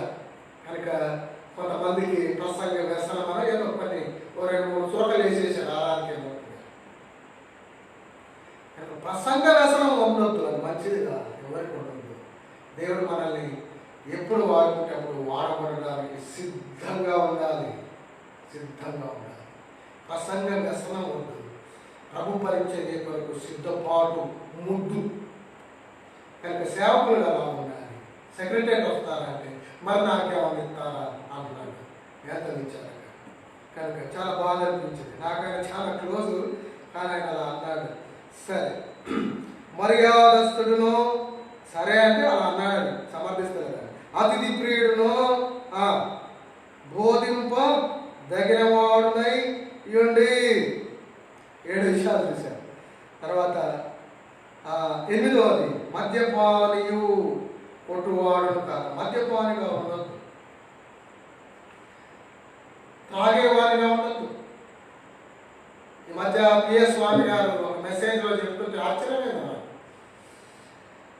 ఒక ఆయన బాగా తెలిసిన ఆయన జీపు ఒక్కోసారి సిగరెట్ బండి ఆయన బాగా తెలిసిన ఒకసారి బస్సులో సేమ్ బస్సులో ఇద్దరు వస్తున్నారంటే అన్నం చూడలేదంట ఆయన. బస్సు నైట్ జర్నీ, లాంగ్ జర్నీలో మధ్యలో అక్కడక్కడ హోటల్లో కాడ ఆపుతారు, చూశారు? హోటల్లో కాడ ఆపుతారు.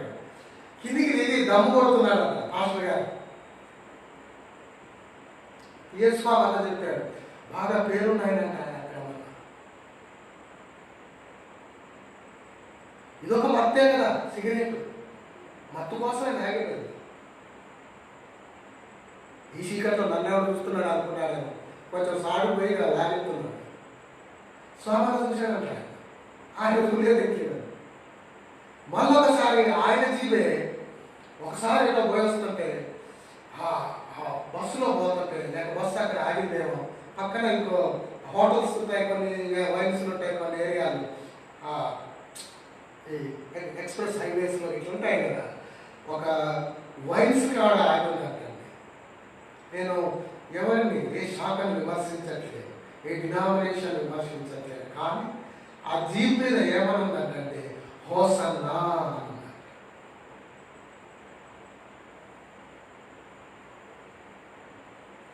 అది ఏ జీబులో మీద ఉంటుందో చాలా మంది తెలుసు. కానీ ఒక సేవకుడు నమ్మకంగా సేవ చేసి, ఎన్నో పాటలు రాసి, ఎన్నో పాటలు పాడి, ఎంతో సేవ చేసి, ఎన్నో చోట్ల స్థానిక సంఘాలు స్థాపించబడి నిస్వార్థంగా బ్రతి దేవుని దగ్గరికి వెళ్ళిపోయాడు. ఆయనతో కలిసి సేవ చేసే ఒక సేవకుని జీవు వైన్స్ కాడ ఆగింది.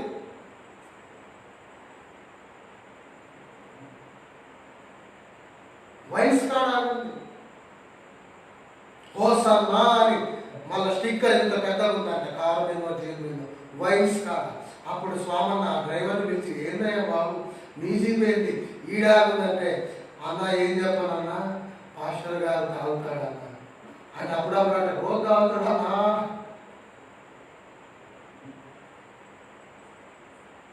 హోసన్నా అనే కాదు, ఎంతోమంది కాకుండా కొందరు ఆయా డినామినేషన్స్లో, శాఖల్లో లేరా నమ్మకంగా, రోషంగా, సమర్పణతో సేవ చేస్తున్న సేవకులు ఎందరో ఉన్నారు హోసన్నా మినిస్ట్రీస్లో.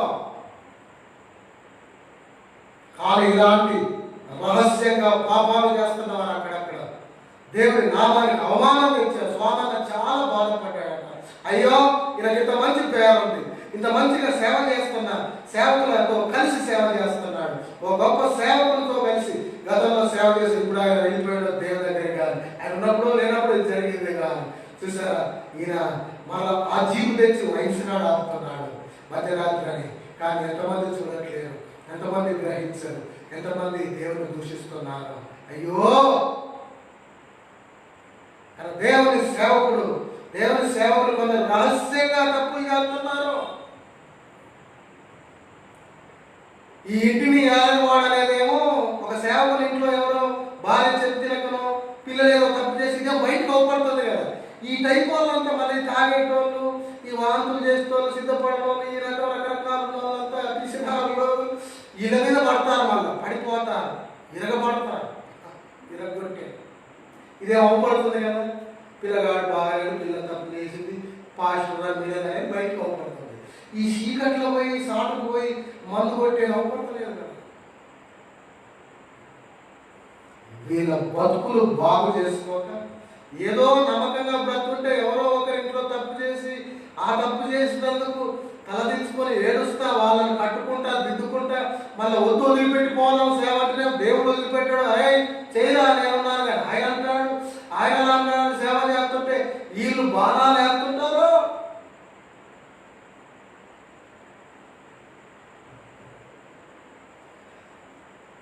కనుక డైరెక్ట్గా వీటిల్లో కొన్ని చెయ్యాలి, ఇలా ఉండాలి అని చూస్తున్నాం కదా. అలా ఉండక చేస్తున్నాయి చూసారా, ఆ ఉండక చేస్తున్నాయి కొందరు డైరెక్ట్గా వాళ్ళంతా వాళ్ళు చేసేది తప్పులు. ఇప్పుడు పోయి తాగుతున్నాడు, ఆయనంతా టైం చేస్తున్నాడు తప్పు, ఏ సిద్ధపడట్లేదు, ఆయనంతా టైం చేస్తుంటారు. తాగుతున్నాడు, ఆయనంతా టైం చేస్తుంటారు. ఇంట్లో పిల్లలు ఎవరో తప్పు చేశారు, ఆయన చేసిన తప్పు కాదు. బాధ్యత వహించాల్సి వస్తుంది తండ్రిగా, కానీ డైరెక్ట్ అతడు చేసిన తప్పు కాదు. డైరెక్ట్ తప్పు చేసేటోళ్ళు డైరెక్ట్గా తప్పు చేయని వాళ్ళ మీద పడిపోతున్నారు. అర్థం చేసుకోవట్లేదు ఇది చాలా మంది. అర్థం చేసుకోవాలి. కుటుంబాన్ని పట్టించుకోకుండా విడిచిపెడితే తప్పండి. తల్లిదండ్రులుగా ఏడుస్తా, వాళ్ళను సాకుతా, వాళ్ళను పెంచుతా, ఆత్మీయంగా నడిపిస్తా, కుటుంబంలో ఒక్కొక్కరిని చిన్న చిన్నగా భార్యను, పిల్లలను, కొడుకులను, బిడ్డలను ప్రభువులోకి తెచ్చుకుంటా వాళ్ళ జీవితంలో ఎంతో వాళ్ళు ఖర్చు అయిపోకుండా దేవుళ్ళలోకి వాళ్ళను తీసుకొచ్చి వాళ్ళని ప్రభువులోకి నడిపించి సంపాదిస్తే సడన్ గా ఎవరో పొరపాట్లు పాపంలో పడిపోతే అయిపోయిందో ఆ సేవకుడి పని.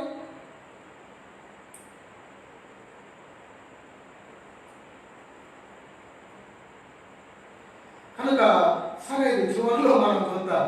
ఇది ఒక్క మెసేజ్ అయిపోయినట్టు గంటలైనా, ఎందుకంటే ఇక్కడ టీటులో కూడా ఉన్నాయి చాలా విషయాలు. కనుక మరలా వచ్చే నెలలో కూడా ఈ విషయాన్ని ప్రభుచితమైతే ధ్యానం చేద్దాం. కనుక చూసారా, మద్యపానం అంట ఎంత విచారక. ఓసారి ఒకరు వాదిస్తున్నారు, దాంట్లో కొంచెం కడుపు నొప్పి కోసం, కడుపు జబ్బు కోసం కొంచెం పుచ్చుకో అన్నాడుగా పౌలు, తిమోతితో పౌలు. కొంచెం పుచ్చుకుంటే ఏం కాదు, పెగ్గేస్తా అన్నట్టు అంటున్నాడు.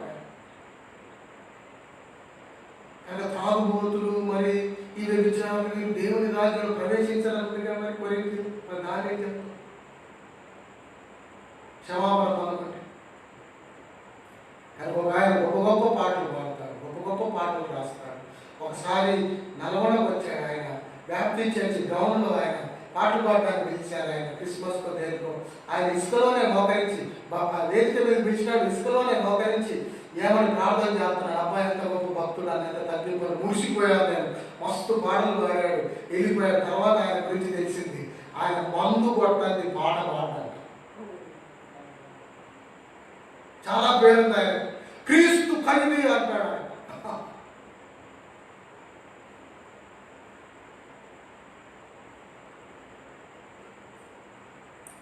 ఎంత ఇచ్చారు, ఎంత ఇచ్చారు. ఒక సువార్త గాయకుడు విదేశాలకు మీరు పంపిస్తే రమ్మని పిలిస్తే అక్కడ పోయి అక్కడ గిట్ట బట్టలు వేసుకున్నతో సెల్ఫీలు దిగుతున్నాడు. సప్రియాన్ని ఇండియా పంపినాడు, వెళ్ళిపోయాడు. బుద్ధి ఒక పాట పాడితే ఆయన ఒక దేశాన్ని పిలిస్తే నైట్ కళలో కలవరిస్తున్నాడు. ఒక ఆమె పేరు ఇదేదో బాగా జాగ్రత్తగా ఉండాలి. పాటలు పాడేవాళ్ళు బాగా పాడుతున్నారని కొంతమంది ఇష్టపడతారు, మంచి మనసుతో ఇష్టపడతారు, పరిశుద్ధ ప్రేమతో అన్నా అన్నా అని ఇష్టపడతారు. వీళ్ళు దాన్ని ఆసరాగా చేసుకొని పొరపాట్లు పడ్డోళ్ళు కూడా ఉన్నారు. గొప్ప గొప్ప పాటలు పాడేటోళ్ళు ఏమైనా పారిపోయిన వాళ్ళు ఉన్నారు. వాళ్ళు వచ్చారు, సరే లేస్తే మంచిదే. నాకు తెలిసిన ఇంకో భాషలు ఆయన ఆదివారం ఆరాధన అయిపోగానే చక్కగా కాలుకలు తీసుకొని బార్లకు పోతాడు, చచ్చిపోయాడు. నేను అన్ని నెగిటివ్గా చెప్తున్నాను అనుకోకండి, ఇలాంటి వాళ్ళు కూడా ఉన్నారు. దేవుని సేవకుడు మత్తుకు బానిస కాకుండా మద్యపానిగా ఉండొద్దు. ఒకప్పుడు తాగేవే వయసులో నమ్మకం దీపాలు ఏమంటే కళ్ళు కూడా తాగాయేమో, వీళ్ళు రిస్కీలు రమ్ములు జిన్నులు అన్నీ లాగించారు. వదిలే అయిపోయింది కదా, చూడదు.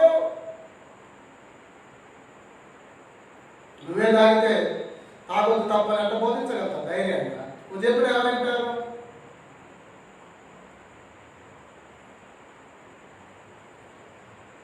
కనుక దైవజనులుగా, దేవుని సేవకులుగా, దేవుని నామం దూషణ పాలు కాకున్నట్లు, దేవుని పరిచర్య ఘనంగా జరుగునట్లు వాక్యానుసారంగా మనం పరిచర్య చేయవలసి ఉన్నది. కనుక అలాంటి వారు ఎవరైనా ఉంటే మారాలని కోరుకుందాం. అంటే ఇకనైనా ప్రభు తప్పైంది, ఆయన క్షమించు అని దేవుని పాదాల చెంత ఒప్పుకొని సరి చేసుకుంటే దేవుడు సరి చేస్తాడు, క్షమిస్తాడు, నిలబెడతాడు, సాక్ష్యాన్ని కడతాడు. కనుక అలాంటి వారు ఎవరైనా ఉంటే సాక్ష్యం కట్టుకోవాలి. సరిగా ఉంటే భవిష్యత్తులో ఏమన్నా ఏ పొరపాట్లో పడకుండా జాగ్రత్తగా ఉండాలి. లేక నువ్వు బాగానే ఉన్నావు, ఎవరైనా నీ దృష్టి లాంటి వారు ఉంటే ఈ సందేశం వారికి వినిపించను, ఈ రెఫరెన్స్ చూపించు. వాళ్ళకు వాక్యం ఇలా చెప్తుంది కదా. ఈ ఎగ్జామ్స్ స్కూల్స్ కూడా చెప్పు, పలానా చోట పలానా వాళ్ళు ఇలా చేశారట అది ఎంతవరకు మంచిది, కానీ ఒకవేళ నువ్వు అలా చేస్తుంది జాగ్రత్త అని అలా జ్ఞానయుక్తంగా చెప్పు ప్రేమతో. కనుక అందుకైనా ఉపయోగపడుతుంది మెసేజ్. కనుక ఎవరో విమర్శించాలని కాదు ఈ వర్తమానం. ఏమండి, మనం బాగా సేవ చేయడం కోసం, కనుక ఇది 5వది మర్యాదస్తులు, 6వది అతిథులు, 7వది బోధింపదగిన వారు, 8వది మద్యపాని కానివారుగా ఉండాలి, 9వది కొట్టువాడు కాక అని. కనుక కొట్టేవాడుగా ఉండొద్దు, కొట్లాట్లకు వెళ్ళొద్దు. ఇవన్నీ కూడా 2-3 వచనాల్లోనే ఉన్నాయి. మద్యపాని కొట్టువాడును కాక, కనుక గొడవలకు వెళ్ళేవారిగా ఉండకూడదు,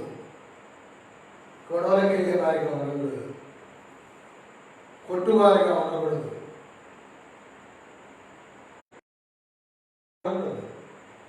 నేను ఆంధ్రాలో ఒక ఊరికి వెళ్ళాను, ఒక పెద్ద పట్టణం.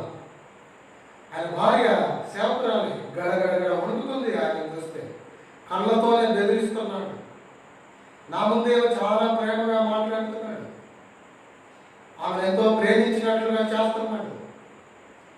నాకు తెలుసు ఆయన గురించి కొంచెం. భార్య ఏమైనంటే పిచ్చి కొట్టుడు పడతాడు. సేవకుడు గొప్ప గొప్ప మాటలు ఆయన మాట్లాడితే గొప్ప మాటలు మాట్లాడతాడు. పేరు చెప్పాను నేను, కానీ గొప్ప మాటలు, గొప్ప మిషనరీల మాటలు, గొప్ప దేవుని సేవకుల మాటలు. అన్నా కరిగిపోవాలన్నా, రగిలిపోవాలన్నా, ఖర్చు అయిపోవాలన్నా, హతసాక్షులు అయిపోవాలన్నా అన్న టైంలో హతసాక్షులు అలా చేశారు, ఇలా మిషనరీలు అలా చేశారు, మనం అలా ఇట్లా ఉన్నాయి. ఆయన భార్య గడగడ వణుకుతుంది, చూపులతోనే వణుకుతున్నాడు. నాకు ఆ సిస్టర్ చెప్పారు, ఆ సిస్టరే స్వయాన్ని చెప్పారు ఒకసారి. అన్నా మళ్ళా ఒక విషయాన్ని నాకు చెప్పి అడిగి ప్రార్థన చేయమని చెప్పి, అన్నా బ్రదర్కు కొంచెం మీకు చెప్పండి, ఆయన విధానం బాగలేదు, కొంచెం మీరు కౌన్సిలింగ్ చేయండి అని చెప్పి మళ్ళా నా పేరు చెప్పేవన్నా. ఏమైందమ్మా చెప్తే అంటే, అన్నా కొట్టేస్తాడన్నా, మామూలు కొట్టడన్నా. భార్య అంటే కొట్టే పాస్టర్ కావాలి. మళ్ళీ గంభీరమైన మాటలు చెప్తుంటాడు. గొప్పలతో ఉంది సహవాసం, గొప్ప సేవకుల సహవాసం. ఆయన నా నాయకుడు, ఈయన నా నాయకుడు అని గొప్ప వాళ్ళని చెప్పుకుంటాడు. కానీ కొట్టుదారుగా ఉండకుండా తిట్టుకున్నా దేవుని నమ్మిన తర్వాత నన్ను వదిలేసి అవసరమైతే వాళ్ళు దెబ్బతీయడానికి సిద్ధపడి సేవ చేస్తున్న వాళ్ళు ఎవరో ఉన్నారు. కొందరు కొట్టువారుగా ఉన్నారు, ఏదో ఒకసారి ఏదో పొరపాటు వల్ల ఏదో జరిగింది, అనుకోకుండా ఏదో జరిగింది, పెంటయ్యా ఏదో అనుకోకుండా కొన్ని ఏళ్ళ క్రితం ఎప్పుడు ఏదో జరిగింది, తర్వాత పశ్చాత్తాపడ్డాం, క్షమించుకున్నాం, సరి చేసుకున్నాం, అది వేరే విషయం. ఓ తెలిస్తే దెబ్బలే అన్నట్టుగా కొట్టుకోవాలి నేను చెప్పట్లేదు. ఏదో ఒకసారి పొరపాటునే ఒకవేళ జరిగి ఉండొచ్చు. గతంలో నేను చెప్పాను కదా, ఒకసారి ఒక మాస్టర్ గారి దగ్గరికి ఒక సిస్టర్ వెళ్ళి, అన్న కొట్టాడు నన్ను, అడుగు ఎందుకు కొట్టాడో, యేసుప్రభు నమ్ముకున్నాడు, విశ్వాసి కదా, మన బలు చెప్తాడు, పాట పాడతాడు, నన్ను కొట్టాడు, భార్య కొట్టద్దని బైబిల్ చెప్తుంది కదా, మరి అడుగు అంటే, బ్రదర్ ఎందుకు కొట్టావు భార్యను, భార్య కొట్టొచ్చా, విశ్వాసం ఏంటి అని అన్నాడు. అంటే అని మాస్టర్ గారు మళ్ళీ అన్నాడు, నీ కాళ్ళు యేసుప్రభుతో కూడా సిలువ వేయడం లేదా, పౌలు అంటాడు కదా, నేను క్రీస్తుతో కూడా సిలువ వేయబడినాను, జీవించువాడు నేను కాదు, క్రీస్తే నాకు జీవించున్నాడు పౌలు అన్నాడు.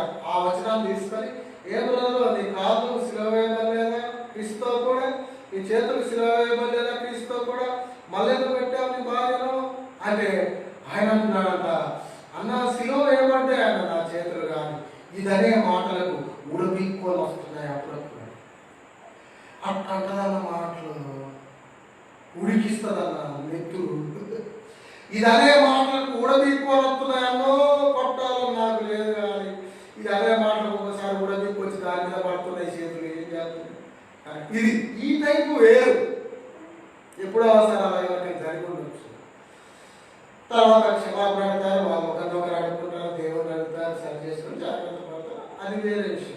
కానీ ఎప్పుడో ఒకసారి భార్యను ఒక ఆయన కొట్టాడు, విశ్వాస సేవకుడు, ఒకవేళ చేశారు, ఇక అయిపోయింది, ఆయన సేవకుడు కాదు, ఆయన విశ్వాసం కాదు అన్నట్లే ఇక్కడ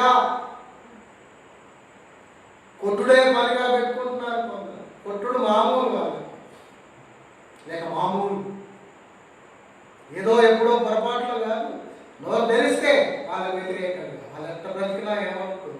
ఏమనంటే ఏంటంటే ఇట్లా మీరు సేవకులు అయ్యి ఉండి కూడా అంటే ఇంకా ఆయన ఏంటంటే ఇంకా పెద్దగా ఉంటుంది వ్యవహారం, ఏంటంటే సేవకులు ఇట్లా అంటే ఇవి పడుతున్నారు. గొప్ప గొప్ప మాటలు,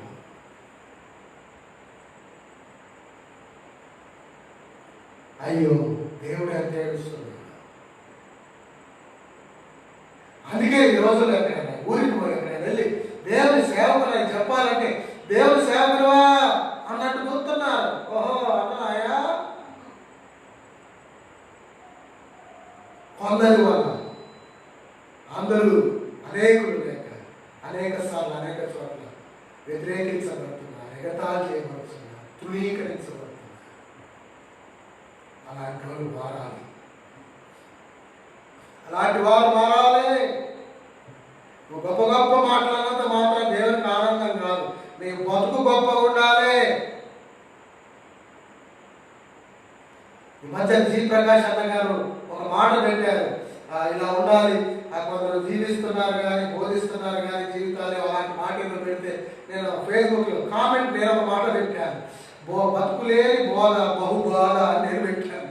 అన్న పెట్టేదాన్ని, అన్న కొంచెం పెద్ద మాటలు పెట్టాడు, అది గుర్తులేదు మీకు చెప్పడానికి. అలా కొందరు జీవితం లేకుండా బోధిస్తున్నారు, అది సరైనది కాదు అని అన్నట్లుగా అన్న వాళ్ళు చెప్తారు కానీ చేయరు అన్నట్లుగా ఒకటి పెట్టాడు, పోస్ట్ పెడితే అందులో కామెంట్ నేను పెట్టాను, బ్రతుకులేని బోధ బహుబోధ. దానికి జీ ప్రకాష్ అన్న లైక్ కొట్టాడు, నాకు మెసేజ్ వచ్చింది, బ్రతుకులేని బోధ బహుబోధ. బతికే బాగలేదు, మన భార్య ఏంటంటే ఈ పొరపడతాం, ఒక విషయంలో బాగలేవు, మళ్ళీ అదేంటే మళ్ళీ ఇంకో తప్పు. గొప్ప మాటలు, గొప్ప నాయకులు, మళ్ళీ గొప్ప మెసేజ్లు వాళ్ళు చెప్తే కూడా ఫేస్బుక్లు యూట్యూబ్లు నింపేస్తారు. ఎంత విచారం, విమర్శించడానికి కాదు ఈ వర్తమానం. విరిగి నలిగి ఎవరైనా అలా ఉంటే దేవుడి దగ్గర సాగిన పడగాలి. సరిగా ఉన్న వాళ్ళు ఇంకెక్కువగా ఉజ్జీవింపబడి ముందుకు సాగడానికి.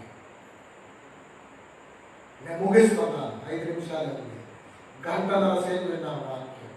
నేను ఈరోజు దాదాపు ఏమన్నా 27 పాయింట్స్ ఉన్నాయి. 27 చెప్పి మరలా ఈ ఇంటిని ఏలనివాడు అనే విషయం గురించి కూడా కొంచెం ఎవరు ఏలేవాడు, ఎవరు ఏలనివాడు, నిజంగానే కొందరు నిర్లక్ష్యంగా ఏలకుండా ఉండేవాళ్ళు ఉంటారు.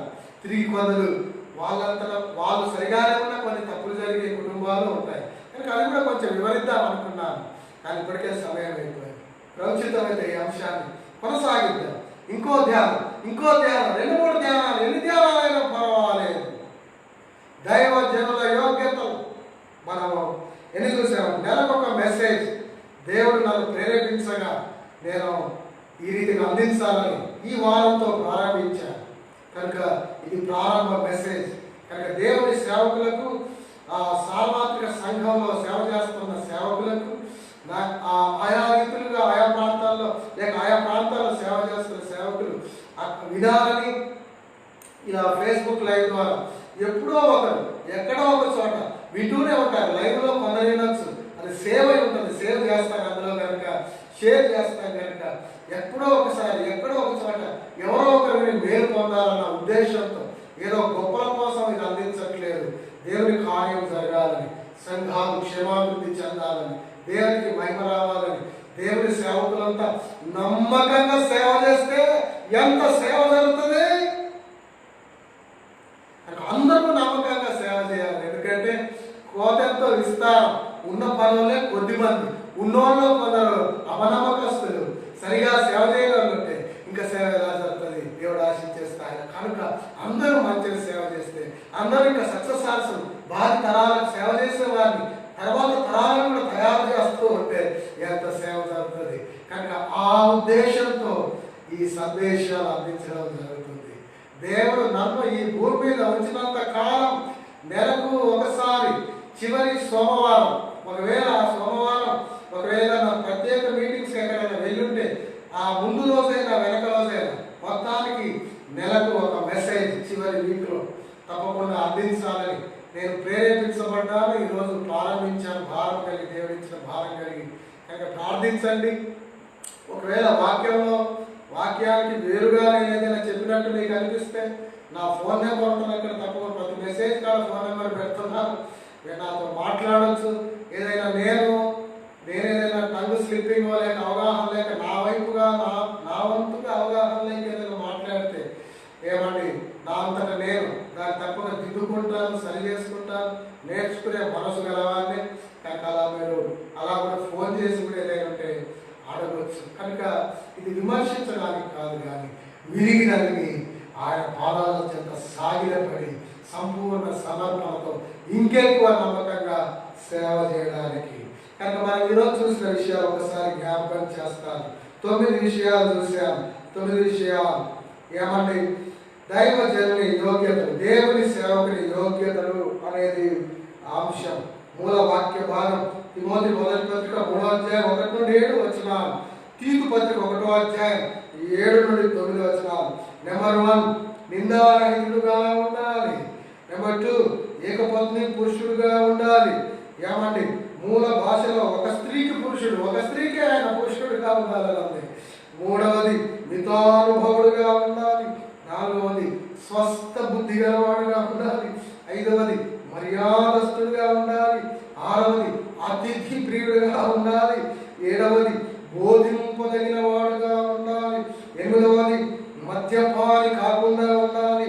9వది కొట్టువాడుగా ఉండకూడదు, కొట్లాట్లకు వెళ్ళకూడదు.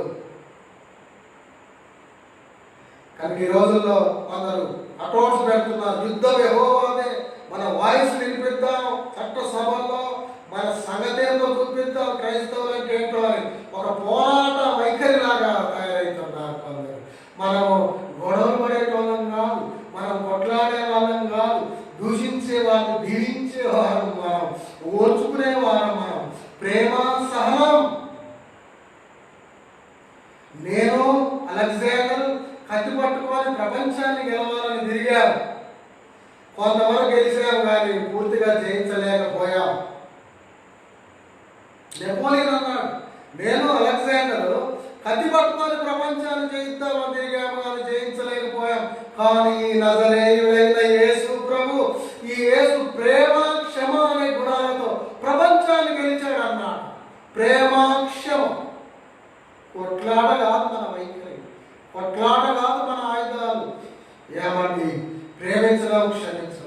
కాదు మన ఆయుధం, ఈట కాదు మన ఆయుధం, AK-47 కాదు మన ఆయుధం, ప్రేమ, క్షమ.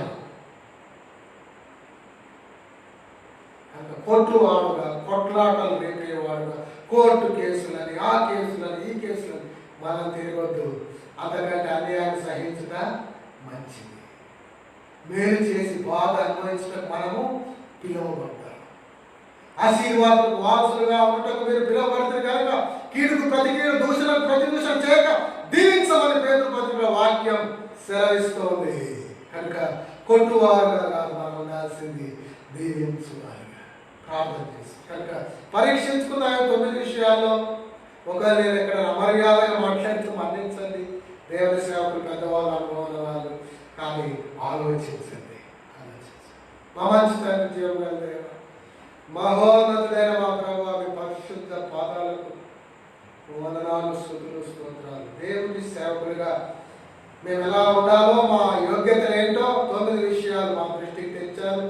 ఈ 9 విషయాలు ఎందులో మేము సరిగా లేకుండా మన్నించండి, సరి చేసుకోవటం కృపనేవాడి. మీరు ఆశించేలా మీకు ఎక్కువ సాగుటకు మీ కృప ప్రసాదించమని ఆయన 9 విషయాలు కూడా ఎంతో నమ్మకంగా సాగుతున్న వారు ఉన్నారు.